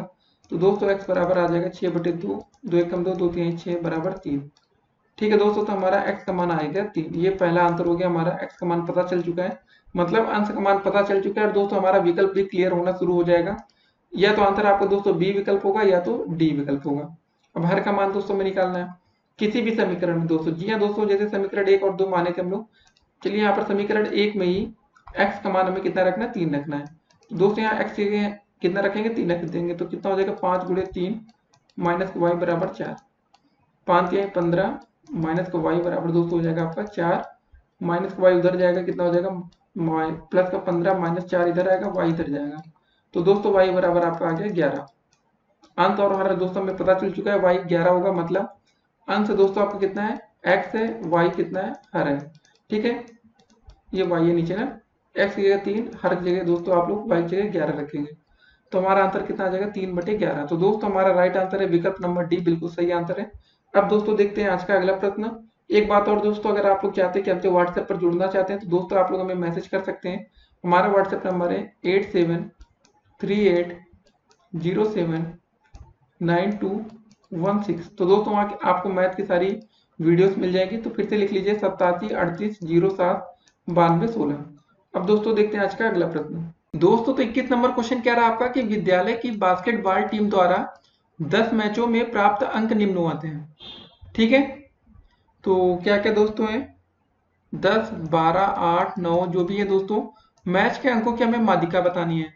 तो माध्यिका निकालने के लिए दोस्तों हम सबसे पहले क्या करते हैं, जो भी हमें डेटा दिया गया था, जैसे दोस्तों ये दिया गया संख्या, इसको या तो हम अवरोही क्रम में लिखें या तो आरोही क्रम में लिखें। सबसे पहले दोस्तों इसको हम आरोही में लिख लेते हैं। आरोही का मतलब होता है दोस्तों बढ़ता हुआ क्रम। सबसे छोटी संख्या यहाँ पर क्या दिख रही है दोस्तों, 8 9 है ना, 8 फिर 9 फिर दोस्तों क्या है, देखिए रिपीट तो नहीं हो रही है, 8 9 नहीं हो रही है। उसके बाद दोस्तों हमारा आता है 10, 10 कितनी बार लिखा है, 1 2 बार दोस्तों 10 10 लिखा है, ठीक है, 10 10। फिर दोस्तों क्या है, आपका आता है 11, फिर दोस्तों है आपका 12, और 12 कितनी बार लिखा है, एक ही बार लिखा है ना। फिर दोस्तों आपका आता है 13, फिर दोस्तों 13 के बाद क्या दिया गया है, 19 20 और 22, 19 है 20 है और 22 है। दोस्तों टोटल संख्या गिन लेते हैं। यहाँ बोला गया 10 मैचों में प्राप्त है 3 3 6 3 त्रिका 9 10, ठीक है दोस्तों। तो हमें माध्यिका निकालना है। अगर माध्यिका निकालते समय जो संख्याएं होती है दोस्तों ये सम में आती है, तो दोस्तों क्या होता है, सम में आती है दोस्तों, इसका फॉर्मूला माध्यिका का फिर ये हो जाता है n/2वां पद, ठीक है, प्लस n/2 प्लस 1वां पद, और दोस्तों बटे में सबके होता है आपका 2। सॉल्व कर लेते हैं दोस्तों। एन की दोस्तों हम क्या रखते हैं, 10 रखेंगे, 10/2 वहां पर मतलब जो आएगा दोस्तों इसकी वैल्यू यहाँ पर रखनी पड़ेगी, प्लस 10 बटे यहाँ पर दोस्तों 2 है ना आपका, 2 लिखा ये 2, 10/2 प्लस 1 वहां पद, ठीक है दोस्तों। यहाँ बटे में कितना हो जाएगा आपका, टोटल 2 हो जाएगा। तो दोस्तों जब भाग करेंगे कितना हो जाएगा, 2 पंजे 10, 5वां पद आ जाएगा यहाँ पर। फिर दोस्तों इधर कितना आ जाएगा, 2 पंजे 10, 5 आएगा प्लस 1, 5 1 6 हो जाएगा दोस्तों, 6वां पद, और बटे में दोस्तों आपका टोटल आ जाएगा 2 आएगा। अब दोस्तों चलिए देखते हैं यहाँ पर पांचवा पद क्या क्या है, 1 2 3 4, पांचवा दोस्तों पद 11 है, छठा पद आपका 12 है। दोस्तों जोड़ लेंगे 11 प्लस 12 कितना हो जाएगा आपका, 11 प्लस 12/2, 12 2 1 3 आ जाएगा दोस्तों, और 1 1 2 आएगा ना, कितना आ जाएगा 23/2। और दोस्तों जब भाग करेंगे कितनी बार जाएगा, 2 1 कम 2, 2 1 कम 2, 2 पंजे 10। तो इसका आंसर दोस्तों आपका आ जाएगा 11.5, यही आपका राइट आंसर होगा। चलिए विकल्प में देखते हैं 11.5 दिया है या नहीं। तो दोस्तों आपके विकल्प में दे रखा है डी विकल्प 11.5, ये आपका बिल्कुल सही आंसर है। तो ऐसे क्वेश्चन आपके पेपर में आ सकते हैं माध्यिका से संबंधित, लेकिन दोस्तों याद रखना है जब भी आप माध्यिका निकालें तो आप इसको आरोही या अवरोही क्रम में लिखना ना भूले, या तो बढ़ता हुआ क्रम या तो घटता हुआ क्रम। दोस्तों अगर हम आरोही क्रम में ना लिखते तो दोस्तों देखिए यहाँ पर हमें पांचवा पद और छठवां पद बताना था। तो दोस्तों हम यहाँ पर पांचवा पद क्या लेते, पांचवा तो चलिए हमारा 11 आ जाता, लेकिन छठा पद हमारा 19 हो जाता, तो दोस्तों हमारा प्रश्न गलत होता। तो ये पहला स्टेज है दोस्तों, अगर आप इसको आरोही या अवरोही क्रम में नहीं लिखें तो आपका क्वेश्चन गलत होना श्योर है। अब दोस्तों देखते हैं आज का अगला प्रश्न। तो दोस्तों 22 नंबर क्वेश्चन क्या रहा आपका कि किसी चक्रीय चतुर्भुज के सम्मुख कोण होते हैं, पूरक होते हैं कि समपूरक होते हैं कि न्यून होते हैं कि अधिक कोण होते हैं, ये आपको बताना है। तो दोस्तों चक्रीय चतुर्भुज के सम्मुख कोण आपके समपूरक होते हैं, ठीक है। इस विकल्प को हम टिक करेंगे, बी विकल्प आपका बिल्कुल राइट आंसर है। अब दोस्तों देखते हैं आज का अगला प्रश्न। तो दोस्तों 23 नंबर क्वेश्चन क्या रहा आपका कि चक्रीय चतुर्भुज के सम्मुख कोणों का योग कितना होता है, ये आपको बताना है। तो दोस्तों इसका सिंपल सा आंसर है 180 अंश। चक्रीय चतुर्भुज के सम्मुख कोण जो होते हैं उनका योग होता है आपका 180 अंश। तो दोस्तों हमारा विकल्प नंबर बी बिल्कुल राइट आंसर है। अब दोस्तों देखते हैं आज का अगला प्रश्न। तो दोस्तों 24 नंबर क्वेश्चन क्या रहा आपका कि चक्रीय चतुर्भुज के चक्रीय बिंदु वृत्त पर होते हैं, कितने वृत्त पर होते हैं, एक होते हैं, दो होते हैं, तीन होते हैं कि चार। देखिए दोस्तों चतुर्भुज आपका तभी बनेगा जब आपके चारों बिंदु वृत्त पर होंगे ना, तभी तो दोस्तों ये चक्रीय चतुर्भुज कहलाएगा। चतुर्भुज में मतलब चारों दोस्तों जब तक बिंदु आपके वृत्त पर टच नहीं होंगे अलग अलग जगह, तब तक आपका ये चक्रीय चतुर्भुज नहीं बन पाएगा, ठीक है। तो दोस्तों चक्रीय चतुर्भुज के चक्रीय बिंदु वृत्त पर कितने होते हैं, टोटल होते हैं आपके 4। विकल्प नंबर डी बिल्कुल राइट आंसर है। अब दोस्तों देखते हैं आज का अगला प्रश्न। तो दोस्तों 25 नंबर क्वेश्चन क्या रहा आपका कि किसने कहा है सांख्यिकीय अनुमानों तथा संभावनाओं का विज्ञान होता है। आपके सामने 4 विकल्प है, कैंडल, किंग, पुडिंगटन या इंग्लिश तथा इंग्लिश। तो आप लोग सोचिए दोस्तों और अपना तुक्का लगाइए, अगर आपको पता है तो अच्छी बात है। तो दोस्तों इसका सही आंसर है आपका विकल्प नंबर सी, ठीक है, बोलिंगटन। तो अगर आपने ये तुक्का लगाया तो अच्छी बात है, क्योंकि पेपर में भी दोस्तों आप लोग तुक्का या गेस तो लगाते ही हैं, चाहे यूपी टेट का पेपर हो, सी टेट का हो। अब क्वेश्चन नहीं आता तो दोस्तों खाली छोड़ने से अच्छा है कि कुछ ना कुछ अपनी किस्मत आजमा कर देख ली जाए। अब दोस्तों देखते हैं आज का अगला प्रश्न। तो दोस्तों 26 नंबर क्वेश्चन क्या रहा आपका कि अंक वितरण में सबसे बड़े अंक और सबसे छोटे अंक को कहते हैं, क्या बोलते हैं दोस्तों, आप सोचिए। आप लोग प्रसार बोलते हैं कि वर्गांतर बोलते हैं कि आवृत्ति बोलते हैं कि उपयुक्त सभी। आप लोग सोचिए दोस्तों, इसका आंसर दीजिए जल्दी से। तो जिन बच्चों ने प्रसार सोचा होगा उस बच्चों का आंसर बिल्कुल राइट आंसर है, ठीक है। इसका सही आंसर होगा दोस्तों आपका प्रसार। अब दोस्तों देखते हैं आज का अगला प्रश्न। तो दोस्तों 27 नंबर क्वेश्चन क्या रहा आपका, केंद्रीय प्रवृत्ति के माप है, मध्यमान, मध्यांक, बहुलांक या उपयुक्त सभी। तो आप लोग दोस्तों अपना आंसर सोचिए और कमेंट करिए जल्दी से। तो जिन बच्चों ने दोस्तों इसका आंसर सोचा है कि उपयुक्त सभी होगा, वो बच्चे यहाँ पर बिल्कुल इस समय इस क्वेश्चन के लिए राइट है, सही जवाब। अब दोस्तों देखते हैं आज का अगला प्रश्न। तो दोस्तों 28 नंबर क्वेश्चन क्या रहा आपका कि गुणात्मक वर्गीकरण में वर्गों का जो निर्माण होता है वो किसके आधार पर होता है। दोस्तों 4 विकल्प आपके सामने, वितरण के आधार पर, गुणों के आधार पर, मात्रा के आधार पर या उपयुक्त सभी। तो आप लोग दोस्तों अपना आंसर सोचिए जल्दी से और कमेंट करिए। तो जिन बच्चों ने इसका आंसर सोचा कि इसका आंसर होगा गुणों के आधार पर, वो बच्चे बिल्कुल यहाँ पर सही हैं। जिसका राइट आंसर दोस्तों क्या होगा, विकल्प नंबर बी, गुणों के आधार पर। अब दोस्तों देखते हैं आज का अगला प्रश्न। तो दोस्तों 29 नंबर क्वेश्चन क्या रहा आपका कि मध्यमान का प्रत्यक्ष विधि सूत्र है, ये आपको बताना है। तो आपके सामने दोस्तों 4 विकल्प दिख रहे हैं। ए विकल्प है m बराबर सिग्मा एफ एक्स स्क्वायर बटे एन, बी है sigma X upon N, C विकल्प है m बराबर sigma X square by N, D विकल्प है दोस्तों m बराबर sigma F X square by N. तो आप लोग दोस्तों अपना आंसर सोचिए और कमेंट करके बताइए। तो दोस्तों इसका हम राइट आंसर बताते हैं। तो जिन बच्चों ने सोचा कि m बराबर होगा, क्या सोचा दोस्तों आप लोग ने, सिग्मा x बटे n, वो बच्चे दोस्तों बिल्कुल राइट है। मतलब इसका विकल्प नंबर बी आपका बिल्कुल राइट आंसर है। जिन बच्चों ने ये सोचा है इसका आंसर ये होगा। तो दोस्तों अभी इससे रिलेटेड आपको एक क्वेश्चन भी बताया जाएगा, तो इसके लिए आपको परेशान नहीं होना है। अब दोस्तों देखते हैं आज का अगला प्रश्न। तो दोस्तों 30 नंबर क्वेश्चन क्या रहा आपका कि निम्न संख्याओं का हमें मध्यमान बताना है, ठीक है। तो वही दोस्तों हमने मध्यमान का फार्मूला पढ़ा सिग्मा एक्स। मतलब दोस्तों सबको जोड़ लीजिए, क्या क्या दिया गया, 6 8 9 13 14, 6 8 9 13 और 14, ठीक है दोस्तों। बटे में क्या लिखा था दोस्तों हमारा n, मतलब दोस्तों टोटल संख्या गिन लीजिए कितनी, 3 4 5, ठीक है दोस्तों। टोटल संख्या आपकी कितनी है, 5। तो कितना हो जाएगा जोड़ने, 6 8 6 14, 14 9 दोस्तों होता है 23, 23 और 13 दोस्तों होता है 36, 36 और 14 40 10 50। 50 बटे दोस्तों आपका आ गया 5, 5 एकम 5, 5 दाम में 50। तो दोस्तों हमारा आंसर आ जाएगा यहाँ से 10। ठीक है, इसका आंसर हो जाएगा मध्यमान हमारा 10 आ जाएगा। तो जिन बच्चों ने इस क्वेश्चन को हमसे पहले लगा लिया है तो वो बच्चे बधाई के पात्र हैं, क्योंकि कुछ बच्चे दोस्तों हमारी वीडियो को चलते चलते भी अपने क्वेश्चन प्रैक्टिस करते रहते हैं कॉपियों पर। तो अच्छी बात है दोस्तों, आप भी प्रैक्टिस करते रहिए, ऐसे दोस्तों काम नहीं चलेगा। तो दोस्तों अब देखते हैं आज का अगला प्रश्न। तो दोस्तों 31 नंबर क्वेश्चन क्या रहा आपका, आवृत्ति वितरण में जिस संख्या की पुनरावृत्ति अधिक बार होती है वह कहलाता है। तो दोस्तों इसका आंसर होगा आपका बहुलांक। ठीक है, इसका सीधा आंसर बता रहे हैं। आपने देखा होगा दोस्तों बहुलक के जो क्वेश्चन आते हैं, जो संख्या सबसे ज्यादा बार रिपीट होती है तो उसका आंसर वही होता है। ठीक है, या बारंबारता जो भी कहिए आप। अब दोस्तों देखते हैं आज का अगला प्रश्न। तो दोस्तों यहाँ पर 32 नंबर क्वेश्चन क्या रहा कि मध्यमान का प्रयोग किस परिस्थिति में किया जाता है, सरल परिस्थितियों में, कठिन परिस्थितियों में, या जब मानक विचलन ज्ञात करना हो, या कोई नहीं। तो सोचिए दोस्तों आप लोग और इसका उत्तर दीजिए। जिन बच्चों ने दोस्तों उत्तर दिया कि जब मानक विचलन ज्ञात करना हो, वो बच्चे बिल्कुल राइट आंसर है। ठीक है, सही है। अब दोस्तों देखते हैं आज का अगला प्रश्न।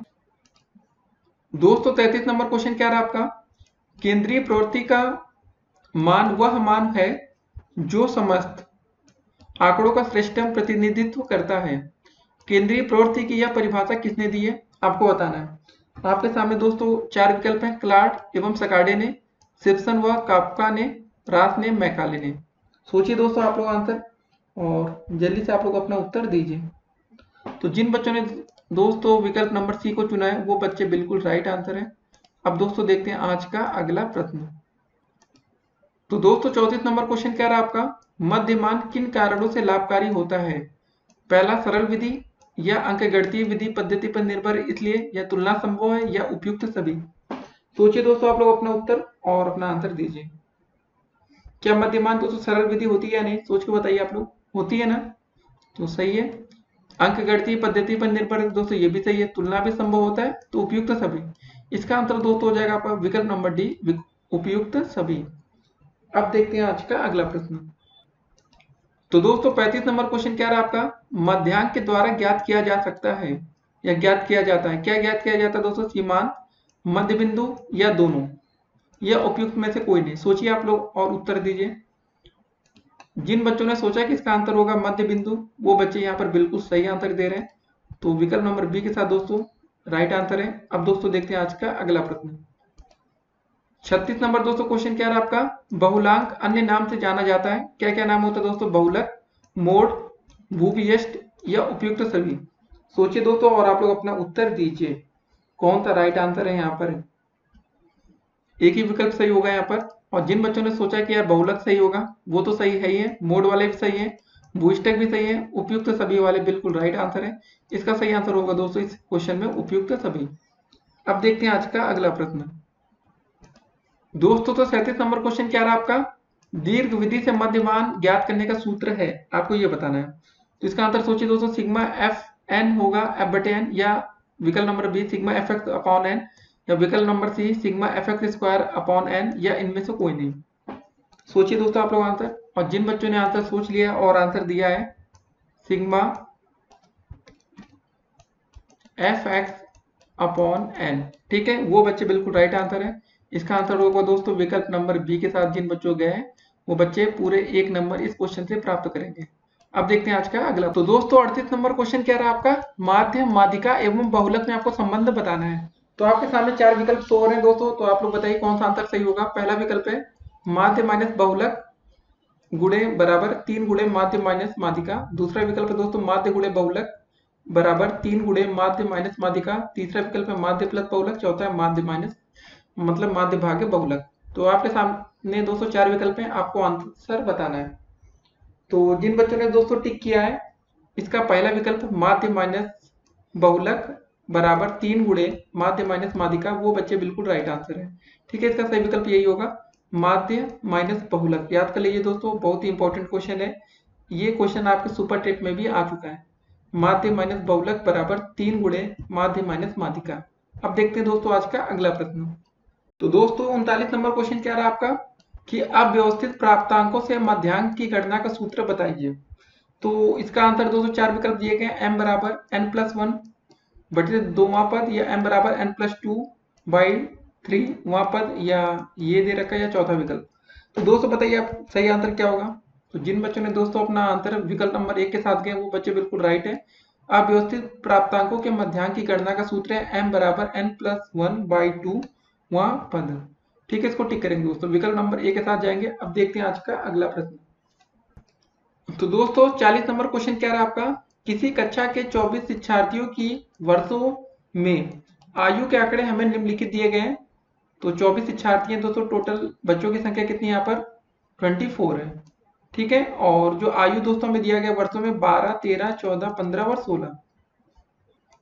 तो दोस्तों ये हमारी जो संख्या आ रही है आप देख रहे होंगे 3, 2, 5। ठीक है, ये आपकी दोस्तों संख्या विषम आ रही ना। तो दोस्तों विषम का फार्मूला क्या होता है, अगर हमें माध्यिका ज्ञात करनी है, देखिए यहाँ पर क्वेश्चन में माध्यिका ही पूछा गया, हमें आंकड़ों की माध्यिका बतानी है। तो इसका सिंपल सा फार्मूला होता है n+1/2 वहां पद। देखिए दोस्तों ये आपका सीरियल से लिखा भी गया है, मतलब आरोही क्रम में लिखा है, बढ़ते हुए क्रम में 12, 13, 14 और 15। तो दोस्तों टोटल हो जाएगी 5 + 1/2। ठीक है दोस्तों, वहां पद हो जाएगा। तो दोस्तों हो जाएगा ये 6/2 वहां पद। दोस्तों भाग करेंगे, 2 एकम 2, 2 3 6। ठीक है दोस्तों, तो यहाँ से आ जाएगा आपका तीसरा वहां पद। तो दोस्तों तीसरा पद कौन सा हो जाएगा आपका 14 हो जाएगा। ठीक है, यहाँ पर आप देख रहे हो 14 नंबर, या दोस्तों विकल्प में आपका दोस्तों विकल्प नंबर डी बिल्कुल राइट आंसर होगा। ठीक है, इसी को टिक करेंगे और आप लोग पूरे अंक प्राप्त करेंगे, 40 का डी। तो दोस्तों ऐसे क्वेश्चन आपके पेपर में आते, देखिए यहाँ पर कितना आ जाएगा लिख देते हम लोग, 14 वर्ष आया था ना। तो अगर आपका 1 नंबर या 2 नंबर में क्वेश्चन आ जाए तो आप ऐसे लिखेंगे भी ना प्रॉपर तरीके से 14 वर्ष। देखिए दोस्तों हम आपको हर सवाल प्रॉपर तरीके से इसलिए बता रहे हैं कि अगर क्वेश्चन में अतिलघु उत्तरीय या बहुविकल्पी में ये प्रश्न आता है तो कैसे करेंगे आप लोग। ठीक है ना, अतिलघु उत्तरीय में तो आपको सॉल्व करना पड़ेगा, या लघु उत्तरीय में। तो इस क्वेश्चन में आप दोस्तों यहाँ से कंफ्यूज मत होइएगा कि किसी कक्षा के 24 शिक्षार्थियों की, मतलब 24 को मत समझ लीजिएगा कि यार 24 से हमें निकालना है, क्योंकि हमें दोस्तों आयु के आंकड़े निम्नलिखित दिए गए हैं। हमें आयु को बताना दोस्तों, हमें आयु को देखना है, ना कि बच्चों को देखना है कि कितने बच्चे हैं। ठीक है, अब देखते हैं आज का अगला प्रश्न। तो दोस्तों 41 नंबर क्वेश्चन क्या रहा आपका कि आंकड़ों 12, 12, 13, 12, 10 का बहुलक होगा। तो दोस्तों बहुलक का मतलब ही आपको समझ में आ चुका होगा अब तक कि जो सबसे ज्यादा बार रिपीट होती है संख्या। ठीक है, जैसे यहाँ 12 की 12 12 सबसे अधिक है, 3 बार रिपीट हो रहा है, तो मतलब इसका बहुलक क्या हो जाएगा 12 ही हो जाएगा, सिंपल सा आंसर है। तो ऐसे क्वेश्चन दोस्तों पेपर में पूछे जा सकते हैं बहुलक को लेकर। तो इसका आंसर दोस्तों विकल्प नंबर बी। अब देखते हैं आज का अगला प्रश्न। तो दोस्तों 42 नंबर क्वेश्चन क्या रहा आपका कि 10 विद्यार्थियों द्वारा 15 में से प्राप्त किए गए निम्नलिखित अंकों का बहुलक होगा। तो बहुलक मतलब कौन सी संख्या सबसे ज्यादा बार रिपीट हुई। दोस्तों यहाँ पर देखिए जरा 10, 10, 10 और 10, देखिए बहुत ही बार दिख रहा है, इसलिए दोस्तों मैं इसको पहले ही हाईलाइट कर लिया। उसके बाद 12 दिख रहा था आपका 2-3 बार, लेकिन 10 आपका 4 बार आ रहा है, ज्यादा बार आपका 10 ही है। इसका सही आंसर क्या होगा दोस्तों, विकल्प नंबर ए होगा। ठीक है, ऐसे क्वेश्चन पेपर में आ सकते हैं बहुलक को लेकर, आसान से क्वेश्चन होते दोस्तों फ्री के नंबर देकर जाएगा। तो इसका सही आंसर होगा विकल्प नंबर ए। अब देखते हैं आज का अगला प्रश्न। तो दोस्तों 43 नंबर क्वेश्चन क्या रहा आपका कि प्रथम 5 अभाज्य संख्याओं की माध्यिका बताना है। तो पहले प्रथम 5 अभाज्य संख्या होती कौन कौन सी उसको लिख लेते हैं। पहले दोस्तों 2 हो जाएगी, फिर 3 हो जाएगी, फिर 5 हो जाएगी, फिर 7 हो जाएगी और फिर 11 हो जाएगी। तो प्रथम 5 अभाज्य संख्याओं की माध्यिका का दोस्तों फार्मूला क्या हो जाएगा, ये n का जो वैल्यू आ रही है दोस्तों ये 5 है, मतलब 5 क्या है विषम संख्या है। तो दोस्तों विषम संख्या के लिए हम फार्मूला कौन सा यूज करते हैं, n+1/2 वहां पद। ठीक है, वहां पद माध्यिका में बताना ना दोस्तों, n की जगह दोस्तों क्या रख देंगे 5 + 1/2। ठीक है, वहां पद आ जाएगा। तो दोस्तों 5 + 1 कितना हो जाएगा 6/2 वहां पद। ठीक है दोस्तों, भाग कर लेंगे, 2 एकम 2, 2 3 6। तो दोस्तों आंसर आपका आ जाएगा यहाँ पर 3वां पद। तो दोस्तों यहाँ पर 3वां पद क्या है, देखिए जरा यहाँ पर 3वां पद दोस्तों आपको दिख रहा होगा, 2 3 के बाद आपका 5 आ रहा है। ठीक है, ये आपका आंसर हो जाएगा। 5 विकल्प में आपका सी दिया गया है ना, तो विकल्प नंबर सी आपका बिल्कुल करेक्ट आंसर है। और दोस्त यहाँ पर भी लिख लेंगे 30वां पद आपका क्या है 5 है। ठीक है, यहाँ पर भी आंसर कर लेंगे। अब देखेंगे दोस्तों आज का अगला प्रश्न। ऐसे क्वेश्चन पेपर में आ सकते हैं, बहुत सीरियसली दोस्तों आप लोग इन सब क्वेश्चन को लीजिएगा, नहीं तो आपसे गलतियां हो सकती हैं। अब देखते हैं आज का अगला प्रश्न। तो दोस्तों 44 नंबर क्वेश्चन क्या रहा आपका, सेक 30 का मान होता है आपको बताना है। पहला विकल्प √3/2 होता है, कि दूसरा विकल्प है कि 2/√3 होता है, तीसरा विकल्प है 1/√3 या चौथा विकल्प है 3 होता है। अब बताइए दोस्तों इसका सही आंसर क्या होगा। देखिए दोस्तों जो सेक 30 का मान आता है ना, वो cos 30 का अगर दोस्तों आपको वैल्यू पता है, cos 30 का 2 वैल्यू होता है दोस्तों, उसका उल्टा ही होता है। cos 30 का दोस्तों मान होता है आपका अंडर रूट 3/2। ठीक है, ये पहला मान आपका cos 30 का था, तो इसका उल्टा दोस्तों हो जाएगा। cos 30 का उल्टा दोस्तों sec 30 का जब हम मान निकालेंगे तो कितना हो जाएगा हमारा 2/√3। ठीक है, ये आपका आंसर हो जाएगा। तो दोस्तों देखते हैं विकल्प में कौन सा सही आंसर होगा आपका। विकल्प नंबर बी आप देख रहे होंगे 2/√3। ठीक है, इसी विकल्प को टिक करेंगे। अब देखते हैं आज का अगला प्रश्न। तो दोस्तों 45 नंबर क्वेश्चन क्या रहा आपका, cot theta into sine theta into sec theta का मान होता है। आपके सामने चार विकल्प है, cot होगा, tan होगा कि 1 होगा या cosec होगा। तो दोस्तों आप लोग अपना आंसर दीजिए, हम आपको सॉल्व करके दिखाते हैं। लिखा प्रश्न में आपका cot थीटा इंटू में साइन थीटा इंटू में दोस्तों लिखा आपका सेक थीटा। ठीक है, तो दोस्तों देखिए cot थीटा को हम क्या लिख सकते हैं, इसको हम लिख सकते हैं cos theta upon sine theta. tan को लिख सकते हैं हम साइन अपॉन कॉस होता है ना, तो ये हो जाएगा कॉस अपॉन साइन इंटू दोस्तों आपका साइन थीटा लिखा ही है। और दोस्तों हमें पता है कि सेक थीटा को क्या लिख सकते हैं, 1/cos थीटा। ठीक है, अब क्वेश्चन हो चुका है आपका लगभग सॉल्व। देखिए cos थीटा से cos थीटा आपका ये कट जाएगा, साइन से ये साइन कट जाएगा, दोस्तों आपका बचेगा कितना 1। ठीक है, इसका सही आंसर क्या होगा 1। तो विकल्प में दोस्तों देखेंगे कौन सा विकल्प में आपका दिया गया है 1। तो विकल्प नंबर सी दोस्तों देख रहे हैं, यहाँ पर 1 दिया गया है ना, इसी को टिक कर लेंगे, ये राइट आंसर है। अब देखते हैं आज का अगला प्रश्न। तो दोस्तों 46 नंबर क्वेश्चन क्या रहा आपका, साइन 60 का मान होता है। तो दोस्तों यहाँ पर इस समय बारिश होने लगी है, तो मौसम काफी अच्छा हो चुका है। तो चलिए दोस्तों 46 नंबर क्वेश्चन करते हैं, उसके बाद और डिस्कस करेंगे। तो साइन 60 का दोस्तों वैल्यू क्या हो जाएगी, साइन 60। ठीक है दोस्तों, साइन 60 का मान हमें बताना है। देखिए दोस्तों साइन 60 का मान सिंपली अगर आप लोग याद कर रखे होंगे तो √3/2 होता है, बस इसमें ज्यादा कुछ करना ही नहीं है। तो दोस्तों अगर आपको ये सब मान निकालना नहीं आता तो दोस्तों उसके लिए आपको हम एक अलग से वीडियो बना देंगे कि जो साइन 30, साइन 45, tan 45 का मान कहाँ से आता है, क्या तरीका होता है दोस्तों। एक मैजिक ट्रिक भी होती है दोस्तों, उसको अगर आप लिख के भी याद कर सकते हैं। तो फिलहाल दोस्तों आज इसकी वीडियो चल रही बहुविकल्पीय की, तो अगली वीडियो में उसको देखेंगे। तो दोस्तों आज का अगला प्रश्न देखते हैं हम। तो दोस्तों 47 नंबर क्वेश्चन क्या रहा आपका कि साइन थीटा बराबर 1/√2 हो तो थीटा का मान आपको बताना है। क्या लिखा दोस्तों, साइन थीटा बराबर 1/√2। तो दोस्तों हमें सब बच्चों को पता होगा कि ये साइन 45 का मान होता है आपका 1/√2। ठीक है, साइन 45 का मान कितना होता है दोस्तों, 1/√2। तो बस आपका आंसर हो जाएगा, थीटा की वैल्यू कितनी हो जाएगी, यहाँ पर बोल देंगे आपको सिंपल सा 45। तो आसान से क्वेश्चन है दोस्तों, बस आपको सारी वैल्यू को एकदम रट्टा मान लेना है। नहीं आता तो दोस्तों तरीके से याद कर सकते हैं, कि कुछ बच्चों को याद ही नहीं होता है, आगे पीछे हो सकता है। तो दोस्तों हम तरीका भी आपको पूरा प्रॉपर एक अलग से वीडियो बनाएंगे उसके लिए, आपको परेशान नहीं होना है। ठीक है, अब देखते हैं आज का अगला प्रश्न। तो दोस्तों 48 नंबर क्वेश्चन क्या रहा आपका, 1 माइनस साइन स्क्वायर ए प्लस 1 प्लस टेन स्क्वायर ए का मान होगा। देखिए इससे पहले दोस्तों हम आपको एक फार्मूला बता दें, अगर आपने पढ़ा होगा, साइन स्क्वायर ए प्लस का कॉस स्क्वायर ए, इसका मान होता है दोस्तों 1। ठीक है, और दोस्तों आपने एक और फार्मूला पढ़ा होगा, सेक स्क्वायर ए माइनस का टेन स्क्वायर ए, इसका मान भी होता है दोस्तों आपका 1। और यहाँ पर दोस्तों में मान क्या क्या दिया गया इसको देखते हैं, 1 माइनस साइन स्क्वायर ए, इसको दोस्तों हम क्या लिख सकते हैं, 1 माइनस साइन स्क्वायर ए को अगर दोस्तों इस साइन स्क्वायर को यहाँ पर इसकी इस साइड लेके आएंगे तो क्या हो जाएगा, यहाँ से दोस्तों आपको हो जाएगा ना कॉस स्क्वायर ए बराबर 1 माइनस साइन स्क्वायर ए। ठीक है, ये हो जाएगा। अब दोस्तों अगर सेक स्क्वायर ए का मान निकालना तो tan उधर चला जाएगा तो कितना हो जाएगा, सेक स्क्वायर ए बराबर हो जाएगा आपका 1 प्लस का tan स्क्वायर ए। ठीक है, ये हो जाएगा ना। तो दोस्तों 1 माइनस साइन स्क्वायर ए की जगह हम क्या लिख सकते हैं, कॉस स्क्वायर ए लिख सकते हैं। तो लिख लेते हैं कॉस स्क्वायर ए इंटू में 1 प्लस tan स्क्वायर ए की जगह दोस्तों हम क्या लिख सकते हैं, सेक स्क्वायर ए। तो सेक स्क्वायर ए। ठीक है दोस्तों, इसको सॉल्व कर लेते हैं, आपका आंसर आ जाएगा। कॉस स्क्वायर ए को क्या लिखेंगे, कॉस स्क्वायर ए इंटू में दोस्तों हो जाएगा सेक स्क्वायर ए की जगह 1 अपॉन कॉस स्क्वायर ए। ठीक है दोस्तों, इससे ये कट जाएगा, आपकी वैल्यू आ जाएगी 1। बस ये आपका आंसर हो जाएगा। तो ऐसे क्वेश्चन पेपर में आते रहते हैं, तो आपको ध्यान में रखना है, वहीं से भी आपकी कोई गलती नहीं होनी चाहिए। छोटी से छोटी गलती दोस्तों आपका 1 नंबर काट सकती है।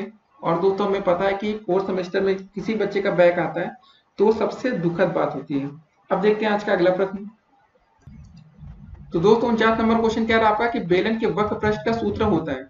देखिए दोस्तों बेलन का वक्र पृष्ठ का फार्मूला सिंपल सा होता है 2πr, इसको याद कर लेना है, इसमें ज्यादा आपको कंफ्यूज नहीं करेंगे, तो आप लोग कंफ्यूजन में आ जाएंगे कि ये आला होगा वो आला होगा।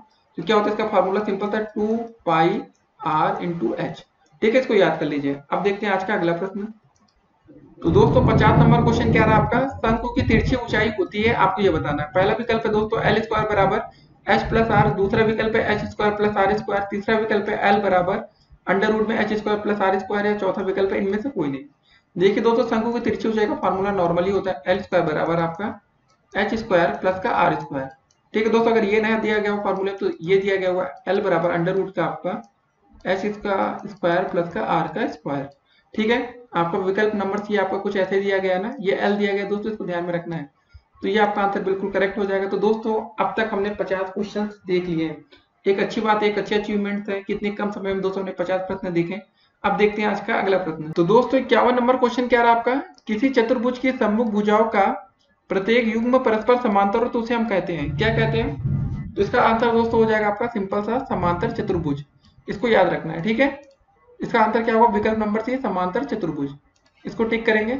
अब दोस्तों देखते हैं आज का अगला प्रश्न। दोस्तों तो 52 नंबर क्वेश्चन क्या रहा आपका कि यदि 3 मेज और 5 कुर्सी का मूल्य 1000 रुपए है और 5 मेज और 2 कुर्सी का मूल्य आपका 970 रुपए है, तो एक कुर्सी तथा एक मेज का पृथक पृथक मूल्य आपको बताना है, अलग अलग क्या होगा। तो ऐसे क्वेश्चन दोस्तों क्या करते हैं, देखिए सबसे आसान तरीका है जल्दी से करने के लिए, आप इसको मान लीजिए दोस्तों 3 मेज और 5 कुर्सी, ठीक है। अगर दोस्तों इसको ऐसे मान सकते हैं 3x प्लस 5y बराबर 1000। ठीक है दोस्तों, हम जल्दी से आप बता रहे हैं जल्दी करने के लिए क्या करेंगे, और 5 मेज और 2 कुर्सी की जगह मान लेंगे दोस्तों 5x और 2y बराबर आपका दोस्तों यहाँ पर 970 रुपए दिया गया ना, तो 970 लिख देंगे। अब इसको सॉल्व कर लेंगे दोस्तों, या x को हटाना है या तो y को घटाना है, कैसे करेंगे। तो दोस्तों यहाँ पर y को इक्वल करके y को काट लेते हैं ना, विलोपन विधि आपने पढ़ा होगा। तो दोस्तों इसको समीकरण नंबर 1 मान लेते हैं, इसको समीकरण नंबर 2 मान लेते हैं। समीकरण एक में 2 से गुणा करेंगे दोस्तों, 2 से गुणा, और दोस्तों समीकरण 2 में क्या करेंगे 5 से गुणा। 2 में अगर हम 5 से गुणा करेंगे तो क्या होगा दोस्तों, देखते हैं क्या क्या निकल के आता है निष्कर्ष। ठीक है, 5 से गुणा करते हैं। तो दोस्तों जब समीकरण 1 में हम 2 से गुणा करेंगे तो कितना हो जाएगा, यहाँ पर 3 दूनी 6x 10y हो जाएगा ना, यहाँ पर 6x प्लस का 10y बराबर दोस्तों आपका 1000 था, तो यहाँ पर हो गया 2000। हमने 2 से गुणा किया, तो समीकरण 2 में दोस्तों हमने कितने गुणा करना है, 5 से करना है। 5 में 25x और 5 दूनी 10y, दोस्तों हो जाएगा 25x प्लस का 10y बराबर 970 में जब 5 से गुणा करें तो कितना हो जाएगा दोस्तों, 5 0 0, 5 7 35 का 5, 5 9 45, 3 48। ठीक है, इतना हो गया। अब दोस्तों क्या करें, इसको सॉल्व करना सिंपल सा, माइनस चिन्ह सब में लगा लेते हैं, घटा लेते हैं, ये कट गया पूरा। दोस्तों 25x में से 6x घटेगा तो माइनस का कितना बचेगा, 19x बराबर दोस्तों आ जाएगा 48, 50 में 2000 घटाएंगे दोस्तों 850 पर लास्ट का बचेगा, यहाँ 2 आगे आ जाएगा, माइनस माइनस चिन्ह दोस्तों कट जाएगा, यहाँ से x की वैल्यू आ जाएगी आपकी 28 50 बटे 19। भाग कर लेंगे दोस्तों, 19 से कम 19, 19 से कम 19, 19 बचे 95 0। तो दोस्तों आपका एक x की वैल्यू आ गई 150। और दोस्तों दूसरी, अगर x का मान आपका समीकरण किसी में भी रख दे, मान लेते हैं समीकरण 2 में या 1 में रख लेते हैं दोस्तों, समीकरण 1 में आप x का मान रखेंगे तो कितना हो जाएगा, 3 गुणे 150 हो जाएगा ना। पहले लिख लेते हैं, अच्छा समीकरण x, समीकरण नंबर 1 मतलब 3x प्लस 5y बराबर 1000। ठीक है, तो दोस्तों हमने x का मान भी कितना निकाला, आपने देखा 150। अगर x का मान यहाँ पर रख देंगे तो कितना हो जाएगा, 3 गुणे 150 रखेंगे x प्लस का 5y बराबर आपका 1000 आ। ठीक है, 3 गुणे 150 मतलब 450 आ जाएगा, प्लस का 5y बराबर आपका 1000। दोस्तों जब 5y बराबर निकालेंगे तो कितना हो जाएगा, 1000 में से 450 इधर जाके घट जाएगा, 1000 में से हम 450 घटा लेंगे दोस्तों, कितना आ जाएगा आपका 550। ठीक है, ये बचा आपका 550 ना, लिख लिया हमने आगे। तो दोस्तों y के मान कैसे निकाल लेंगे हम लोग, 550 बटे 5 कर देंगे। ठीक है, भाग कर लेंगे, कितनी बार जाएगा, 5 एकम 5, 5 एकम 5 0। तो दोस्तों 110 आ गया, तो हमारा मान 110 आ रहा और हमारा मान 150 आ रहा। ठीक है, y का मान 110 और x का मान हमारा आ रहा है 150। ठीक है दोस्तों, 150 और 10 वाला देखते हैं विकल्प कौन सा है, देखते हैं। तो पहला विकल्प दोस्तों देखिए 110 और 150 दिया गया, तो मतलब हमारा राइट आंसर यही होगा। इसको टिक करेंगे दोस्तों। तो ऐसे क्वेश्चन आपके पेपर में पूछे जा सकते हैं, तो आपको तैयार रहना है कि कैसा भी प्रश्न है उसको आप लोग सॉल्व कर सकते हैं। ये तरीका है दोस्तों, और भी तरीके से इस क्वेश्चन को सॉल्व किया जा सकता है, उसको अगली वीडियो में देखेंगे। तो दोस्तों अब देखते हैं आज का अगला प्रश्न। तो दोस्तों 53 नंबर क्वेश्चन क्या रहा आपका, यदि 2 अंकों की एक संख्या की दहाई का अंक इकाई के अंक से 3 कम है, यदि संख्या अंकों की जोड़ की 4 गुनी हो तो वह संख्या क्या होगी, आपको बताना है। तो दोस्तों पहले मान लेते हैं आपका इकाई का अंक आपका x है और दहाई का अंक दोस्तों आपका y है।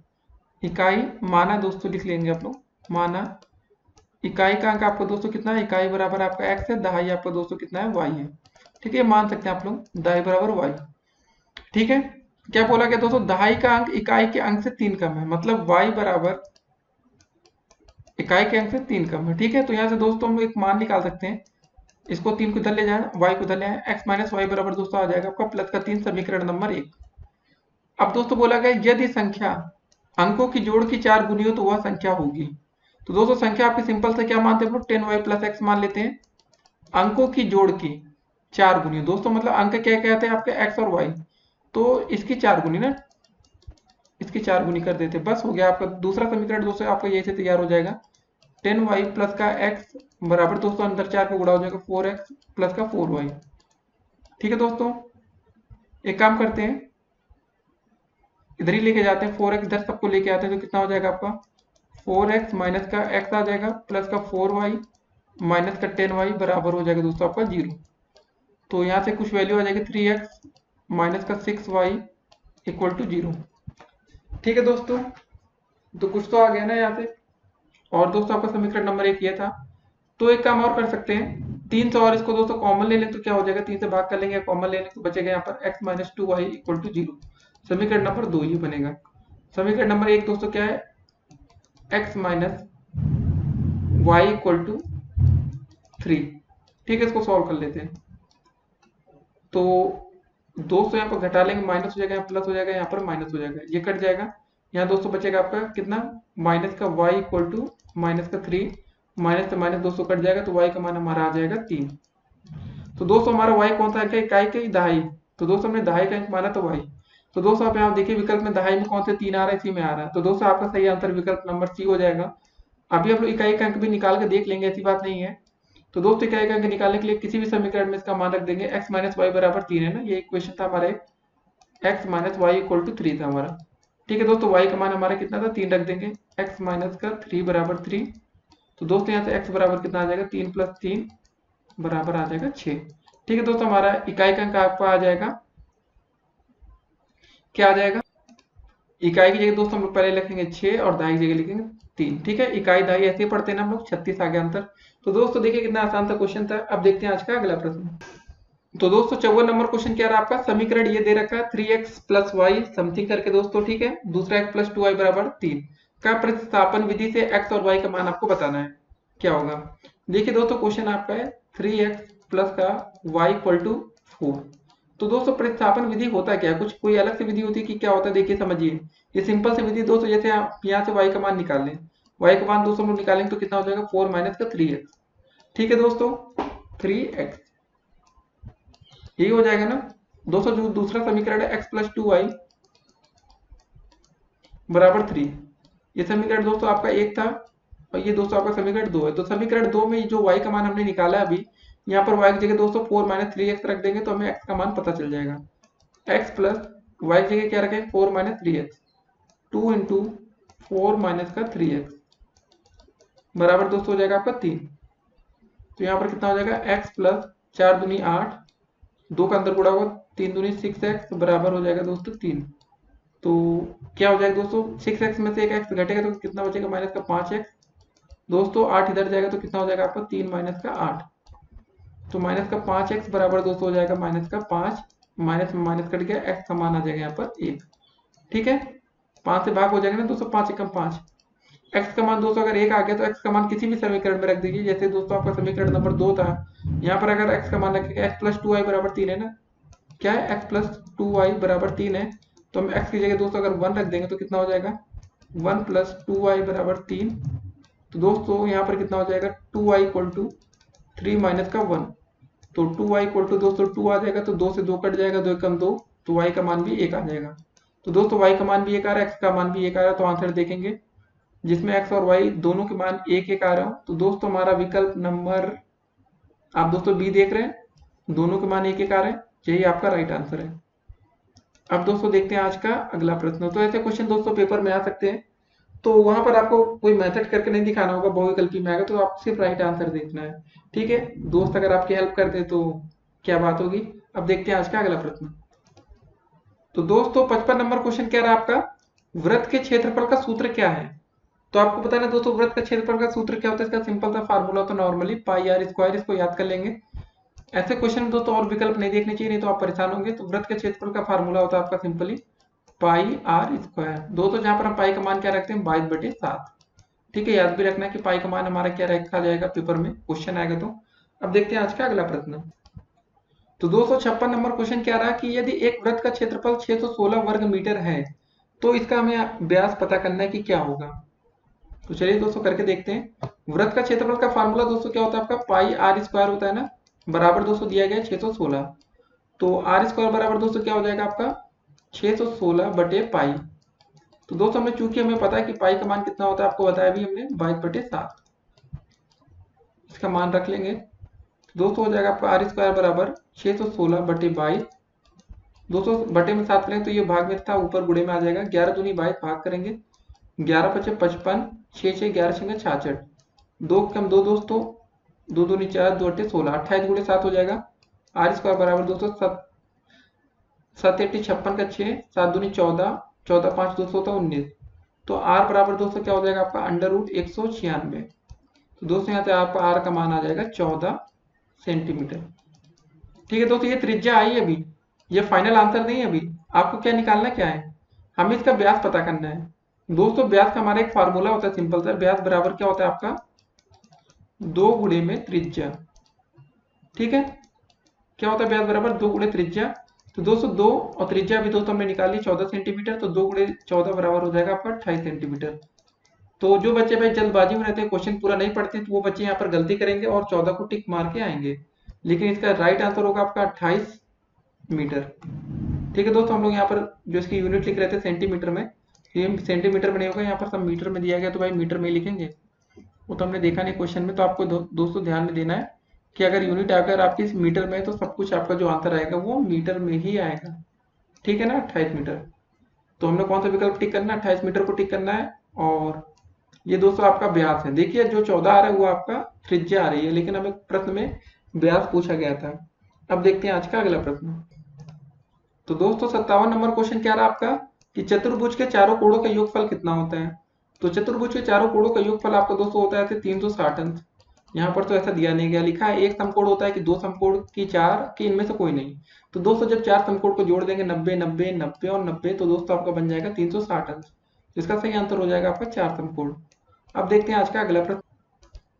तो दोस्तों 58 नंबर क्वेश्चन क्या रहा आपका, चतुर्भुज की वे दो भुजाएं जिनका एक उभयनिष्ठ अत्यंत बिंदु होता है, ठीक है, कहलाती हैं, क्या कहलाती हैं दोस्तों, वो कहलाती है आपकी क्रमागत भुजाएं। इसको अच्छे से याद कर लीजिए दोस्तों, क्रमागत भुजाएं। अब दोस्तों देखते हैं आज का अगला प्रश्न। तो दोस्तों 59 नंबर क्वेश्चन क्या रहा आपका कि चतुर्भुज के अंतःकोण होते हैं, कितने होते हैं, 2 होते हैं, 3 होते हैं, 4 होते हैं कि 8 होते हैं, बताइए सोच के आप लोग। तो जो बच्चे सोच रहे हैं कि इसके चतुर्भुज के अंतःकोण आपके 4 होंगे, वो बच्चे बिल्कुल राइट है, यहाँ पर उसका आंसर सही है। ठीक है, अब देखते हैं आज का अगला प्रश्न। तो दोस्तों 60 नंबर क्वेश्चन क्या रहा आपका कि वर्ग की भुजाएं होती हैं, कैसी होती है दोस्तों वर्ग की भुजाएं, सोचिए आप लोग बताइए। केवल 2 सम्मुख भुजाएं बराबर होती है कि सभी बराबर होती है कि सभी असमान होती है कि केवल 2 आसन भुजाएं बराबर होती हैं, सोचिए और आंसर करिए।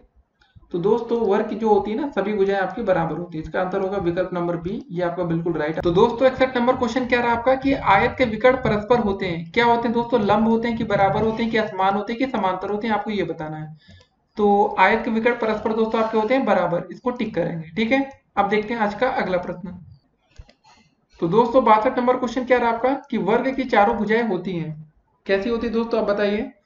असमान होती है कि समान होती है कि तिरछी होती है कि केवल 2 भुजाएं समान होती हैं, सोचिए और बताइए इसका आंसर। तो जो बच्चे बता रहे हैं कि इसका आंसर समान होगा, वो बच्चे बिल्कुल राइट बोल रहे हैं। अब देखते हैं आज का अगला प्रश्न। तो दोस्तों 63 नंबर क्वेश्चन क्या रहा आपका, समांतर चतुर्भुज के सम्मुख कोण होते हैं, कैसे होते हैं बताइए सोचिए, बराबर होते हैं क्या, समान होते हैं कि समकोण होते हैं कि विपक्षी होते हैं। 63 का क्या आंसर होगा, तो समांतर चतुर्भुज के जो सम्मुख कोण होते हैं ना वो बराबर होते हैं, इसका आंसर होगा विकल्प नंबर ए। अब देखते हैं आज का अगला प्रश्न।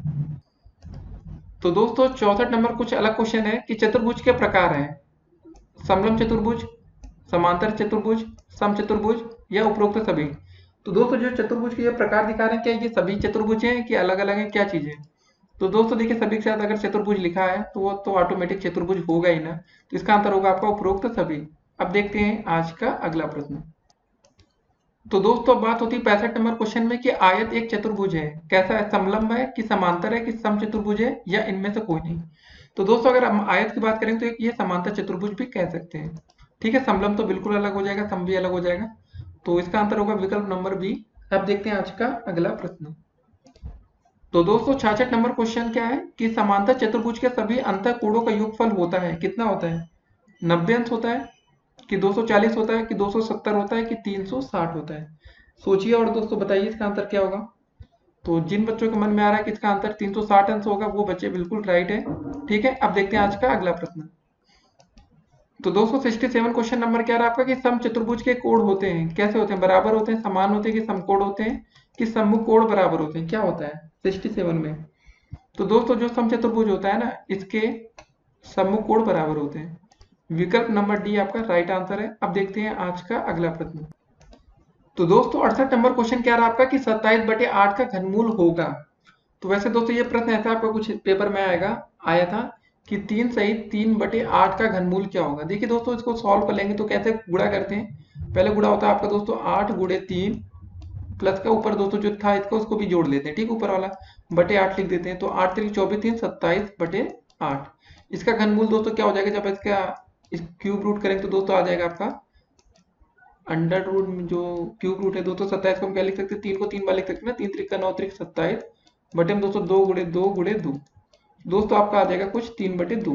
ठीक है, इसका आंसर आ जाएगा आपका 3/2। तो जो बच्चों ने विकल्प नंबर सी को लग रहा था उनको सही होगा, तो वो बच्चे बिल्कुल राइट है। अब दोस्तों देखते हैं आज का अगला प्रश्न। दोस्तों तो 69 नंबर क्वेश्चन क्या रहा आपका कि एक वर्ग का विकर्ण 5√2 सेंटीमीटर हो तो वर्ग की भुजा होगी। देखिए दोस्तों वर्ग का विकर्ण का फार्मूला होता है √2 इंटू ए, या भुजा कहते हैं दोस्तों, और हमें दोस्तों विकर्ण दिया गया है 5√2। ठीक है दोस्तों, √2 से √2 कट जाएगा, ए बराबर आपका आ जाएगा 5 सेंटीमीटर। ठीक है, बस सिंपल सा क्वेश्चन था, कितना आसान था ना, कितना था दोस्तों, ये ए लिखा है ना। तो इसका सही आंसर दोस्तों क्या हो जाएगा आपका 5 सेंटीमीटर, विकल्प नंबर बी। लेकिन अगर आपको फार्मूला दोस्तों इसका नहीं याद है तो आप इस प्रश्न को नहीं कर पाएंगे, याद रखिए। 69 का दोस्तों जो हमारा सही आंसर होगा वो क्या हो जाएगा दोस्तों आपका 5 सेंटीमीटर। ठीक है, वर्ग का विकर्ण का फार्मूला लिख लीजिएगा कि वर्ग का विकर्ण बराबर दोस्तों होता है √2 इंटू में ए लिखिए दोस्तों, या √2 ए को दोस्तों हम लोग क्या बोलते हैं, भुजा बोलते हैं। ठीक है, √2 गुणे भुजा, तो इसको याद रखिएगा। अब देखते हैं आज का अगला प्रश्न। तो दोस्तों 70 नंबर क्वेश्चन कह रहा है आपका कि किसी वर्ग की अगर भुजा 25 सेंटीमीटर है तो हमें इसका परिमाप बताना है। तो दोस्तों वर्ग कैसे बनता है, आप एक को थोड़ा और अच्छे से आपको एक्सप्लेन कर देते हैं। एक वर्ग दोस्तों आपका सिंपल सा ऐसा हो गया, अगर दोस्तों इसकी एक भुजा 25 सेंटीमीटर दिया गया है, दोस्तों देखिए वर्ग की सभी भुजाएं समान होती है। ठीक है, 25 सेंटीमीटर, इसको ये भी हो जाएगा आपका 25 सेंटीमीटर। ठीक है, सभी 25 25। तो दोस्तों वर्ग का परिमाप का फार्मूला क्या होता है, पहले आप लिख लेंगे, परिमाप बराबर होता है 4 गुणे भुजा। क्या होता है दोस्तों, 4 गुणे भुजा। और दोस्तों हमें एक भुजा कितनी दी गई है, खाली एक भुजा से जरूरत है, 4 गुणे 25 हो जाएगा दोस्तों, और 25 गुणे 4 हो जाएगा दोस्तों 100 सेंटीमीटर। ठीक है, कितना आसान था क्वेश्चन था, ऐसे क्वेश्चन आपके पेपर में आ सकते हैं। तो दोस्तों इसका सही आंसर क्या होगा, विकल्प नंबर आपका ए सही है। ठीक है, इसको टिक करेंगे और ग्रीन से हाईलाइट करेंगे। तो दोस्तों अगर ऐसा कोई क्वेश्चन आएगा पेपर में आप लोग कर लेंगे। देखिए कभी इसका परिमाप निकालना हो तो दोस्तों सभी भुजाओं को जोड़ देंगे तो भी इसका आंसर आ जाएगा 25, इसको जोड़ दे 25 25 50 25 75 और 25 चौके 100। ठीक है, फार्मूला का यूज तो हम लोग जल्दी के लिए करते हैं, नहीं तो इसका बेसिक तरीका यही है। अब देखते हैं दोस्तों आज का अगला। तो दोस्तों 71 नंबर क्वेश्चन क्या रहा आपका, यदि cos स्क्वायर थीटा बराबर 1/2 हो तो sin स्क्वायर थीटा का मान आपको बताना है।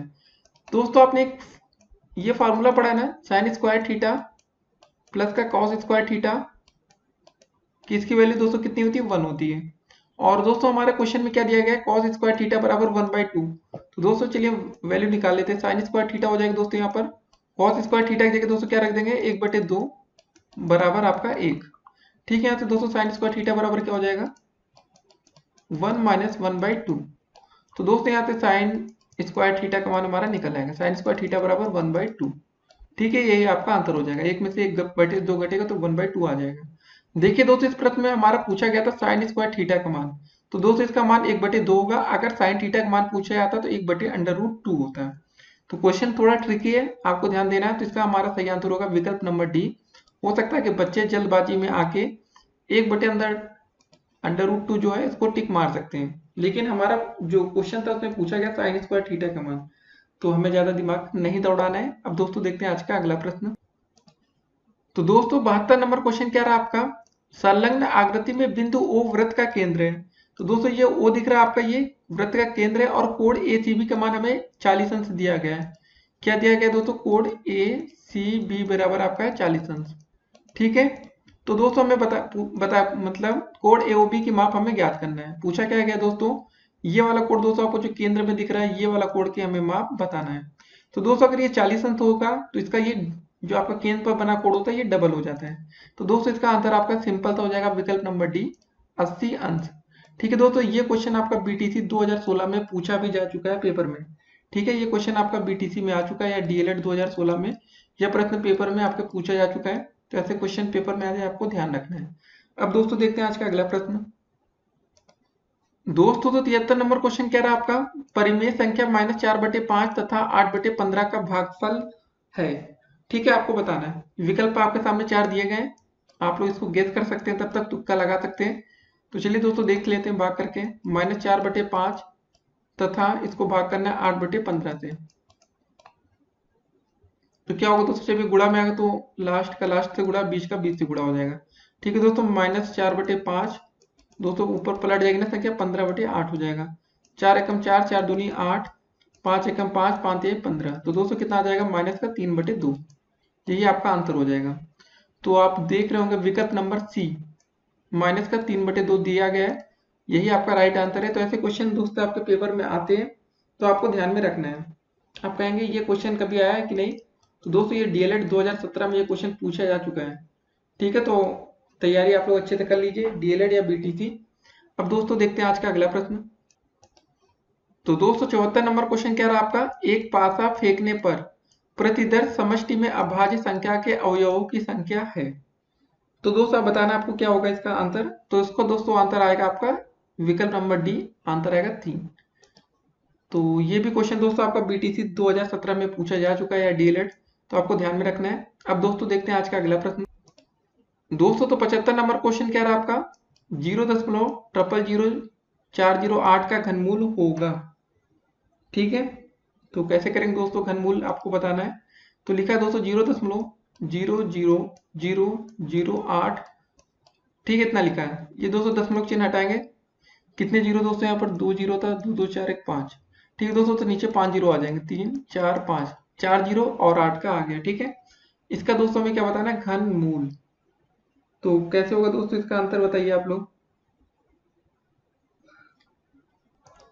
तो दोस्तों यह प्रश्न आपके पता है DLED 2017 में पूछा जा चुका है पहले ये क्वेश्चन। इससे पहले दोस्तों इसी वीडियो में हमने ये क्वेश्चन डिस्कस किया था, लेकिन दोस्तों वहां पर आपका क्वेश्चन थोड़ा हटकर था। वो था 0.123 4, वहां 5 जीरो था और 8 ऐसे लिखा था।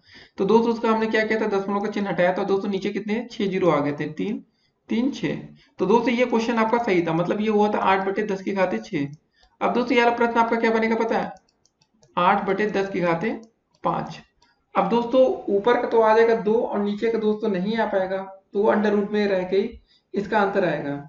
लेकिन दोस्तों ऐसे गलत क्वेश्चन आपके पेपर में पूछे जा सकते हैं, तो आपको ध्यान में रखना है कि कभी गलत आएगा तो क्या करना पड़ेगा। तो दोस्तों आप लोग अपने आप से मान सकते हैं कि ये ऐसे हो सकता है। तो ऐसा क्वेश्चन आपके पेपर में पूछा जा चुका है, तो आपको ध्यान में रखना है। ठीक है, फिलहाल इसका दोस्तों जो सही क्वेश्चन होगा वो यही होगा जो हमने यहाँ पर आपको पहले लिखा था। यहाँ पर दोस्तों पहले 3 तो 5 जीरो होंगे, फिर 8 लिखा रहेगा। तो दोस्तों ऊपर 8/10⁶ इसका जब घनमूल ऐसे निकालेंगे तो दोस्तों क्या हो जाएगा, 8 का दोस्तों मैं बताया था आपको 2 आ जाता है, 10⁶ है दोस्तों, तो यहाँ पर 10⁻2 आ जाएगा इसका। तो दोस्तों 2/100 हो जाएगा आपका। 2/100 को जब हम सॉल्व करेंगे तो आ जाएगा आपका 0.02। इसको हमने देखिए शुरुआत में वीडियो में अच्छे से डिस्कस किया था इस क्वेश्चन को। तो फिलहाल दोस्तों इसका क्वेश्चन यहाँ पर गलत है, तो इसका कोई आंसर नहीं होगा इस प्रश्न का। इन 4 जो आपके सामने दोस्तों विकल्प दिख रहे हैं, फिलहाल इस विकल्प में इसका आंसर नहीं दिया गया है। ठीक है, और दोस्तों अगर आप सॉल्व करना चाहें तो सही क्वेश्चन अगर होता तो इसका दोस्तों आंसर आपका 0.02 बन जाता, जो कि आपको दोस्तों विकल्प नंबर 2 दिया गया है। लेकिन इस प्रश्न का क्वेश्चन ही गलत है, तो इसका फिलहाल यहाँ पर आंसर नहीं है। अगर इसको आप सॉल्व करेंगे तो क्या आएगा आंसर, इसको भी देख लेते हैं। 3 2 5, ठीक है दोस्तों, ऐसे लिखा है 8/10 की घात 5 हो जाएगा नीचे, ठीक है। तो इसका दोस्तों जब हम घनमूल निकालेंगे तो क्या हो जाएगा, इसको भी देख लेते हैं। जो काफी बच्चे कहेंगे सर ने बताया नहीं, तो हो जाएगा दोस्तों ऐसा कुछ। आपका 8 का घनमूल दोस्तों 2 बाहर आ जाएगा, नीचे एक 10 आपका बाहर आएगा दोस्तों, और आपका घनमूल के अंदर रहेगा √10 में 3, ये 10 का स्क्वायर या 100 लिख सकते हैं इसको अंदर। तो दोस्तों 2/10 को आप ऐसे लिख दीजिए 0.2, आपका अंडर रूट घनमूल में आपका 100 रहेगा, और बाहर ऐसे 3 लिखा रहेगा। यही आप इसको आंसर कर सकते हैं। तो ऐसा फिलहाल विकल्प तो दिया नहीं गया है। ऐसे क्वेश्चन गलत कभी कभी पेपर में आपके पूछ लिए जाते हैं। अब दोस्तों देखते हैं आज का अगला प्रश्न। तो दोस्तों 76 नंबर क्वेश्चन क्या रहा आपका, आइए देखते हैं। sin 30/cos 60 का मान आपको बताना है। क्या लिखा दोस्तों, sin 30 बटे में cos 60 का मान दोस्तों आपको बताना है, ठीक है। तो दोस्तों sin 30 का मान होता है आपका 1/2, और cos 60 का मान भी दोस्तों होता है आपका 1/2। तो बस 1/2 से 1/2 कट गया, बचेगा कितना दोस्तों, ये, यही आपका आंसर हो जाएगा। आसान था क्वेश्चन था। तो इसका राइट आंसर दोस्तों क्या हो जाएगा, विकल्प नंबर ए। तो ये क्वेश्चन भी दोस्तों आपके पेपर में पूछा जा चुका है, तो मतलब ये क्वेश्चन भी आपके लिए इंपॉर्टेंट हो सकता है।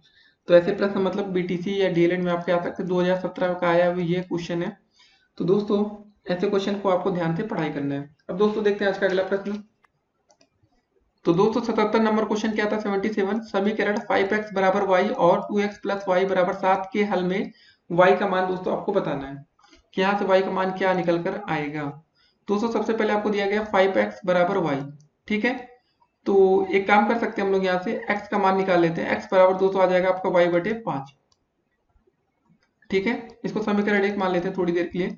और दोस्तों यहाँ पर दिया गया आपका क्वेश्चन में 2x प्लस का y बराबर 7, ठीक है।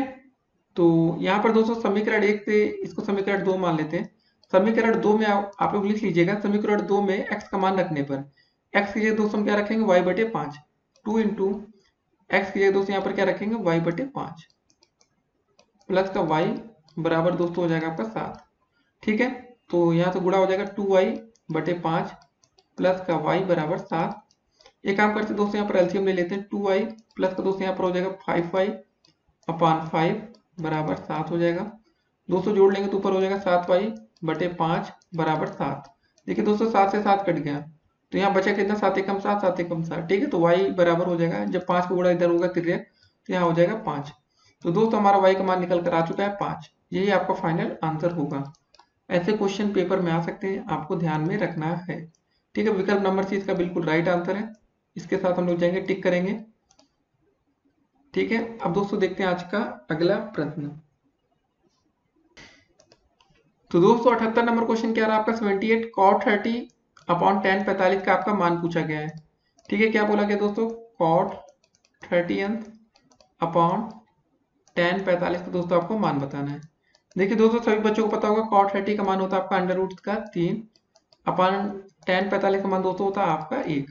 तो दोस्तों इसका आंसर हो जाएगा √3। तो विकल्प नंबर दोस्तों कौन सा सही होगा आपका, विकल्प नंबर बी आपका बिल्कुल राइट आंसर है। इसी के साथ हम टिक करेंगे। और दोस्तों ये क्वेश्चन आपके बीटीसी या डीएलएड 2018 में पूछा जा चुका है, तो ध्यान में रखना है, ऐसे क्वेश्चन पेपर में आ सकते हैं। अब दोस्तों देखते हैं आज का अगला प्रश्न। तो दोस्तों 79 नंबर क्वेश्चन क्या रहा आपका, किसी वृत्त का अगर क्षेत्रफल दोस्तों 8800 वर्ग सेंटीमीटर है तो वृत्त की आपको त्रिज्या बताना है। तो दोस्तों वृत्त का क्षेत्रफल का फार्मूला क्या होता है, पहले आपको ये पता होना चाहिए। इसका क्षेत्रफल का फार्मूला सिंपल सा होता है आपका πr², ठीक है दोस्तों। और वृत्त का क्षेत्रफल दे रखा है हमें 8800 वर्ग सेंटीमीटर। तो दोस्तों हमें यहाँ से यहाँ इसका r का मान ज्ञात करना है, यही r आपकी त्रिज्या होती है। तो दोस्तों यहाँ पर क्या हो जाएगा, r² बराबर हम लोग लिख सकते हैं 8800 बटे का पाई, और दोस्तों पाई की वैल्यू होती है, साइड में लिख लीजिए 22/7, ठीक है। सभी बच्चों को पता होगी या 3.14, लेकिन यहाँ फिलहाल हम 22/7 ही रखेंगे। तो r² बराबर दोस्तों आपका आ जाएगा 8800 बटे में 22, और दोस्तों बटे 7 करेंगे तो दोस्तों ऊपर गुणा में हो जाएगा, ठीक है। भाग कर लेते हैं, 22 एकम 22, 22 चौके 88, 00, ठीक है। तो दोस्तों आपका r² बराबर आ गया 400 गुणे में 7। तो r बराबर दोस्तों क्या हो जाएगा आपका √400 गुणे 7। दोस्तों हम लोग 400 को क्या लिख सकते हैं, जरा सोचिए, जरा आप लोग बताइए। 400 को दोस्तों हम लोग लिख सकते हैं ना 20 गुणे 20 गुणे 7। तो दोस्तों अगर ये दो का जोड़ा एक बन गया तो एक जोड़ा बाहर आ जाएगा, ठीक है ना। दो जोड़ा बन गया तो मतलब एक 20 यहाँ से बाहर आ जाएगा, तो आर बराबर दोस्तों हो जाएगा 20 अंडर रूट का 7। ये आपका सेंटीमीटर में आंसर आएगा ना, यही आपका आंसर हो जाएगा। तो ऐसे क्वेश्चन पेपर में आपको पूछे जा सकते हैं, आपको तैयार रहना है। तो आपका फाइनल आंसर होगा 20 अंडर रूट 7 सेंटीमीटर। ठीक है, विकल्प नंबर डी के साथ जाएंगे, आप इसको टिक करेंगे। ये आपका बिल्कुल राइट आंसर है।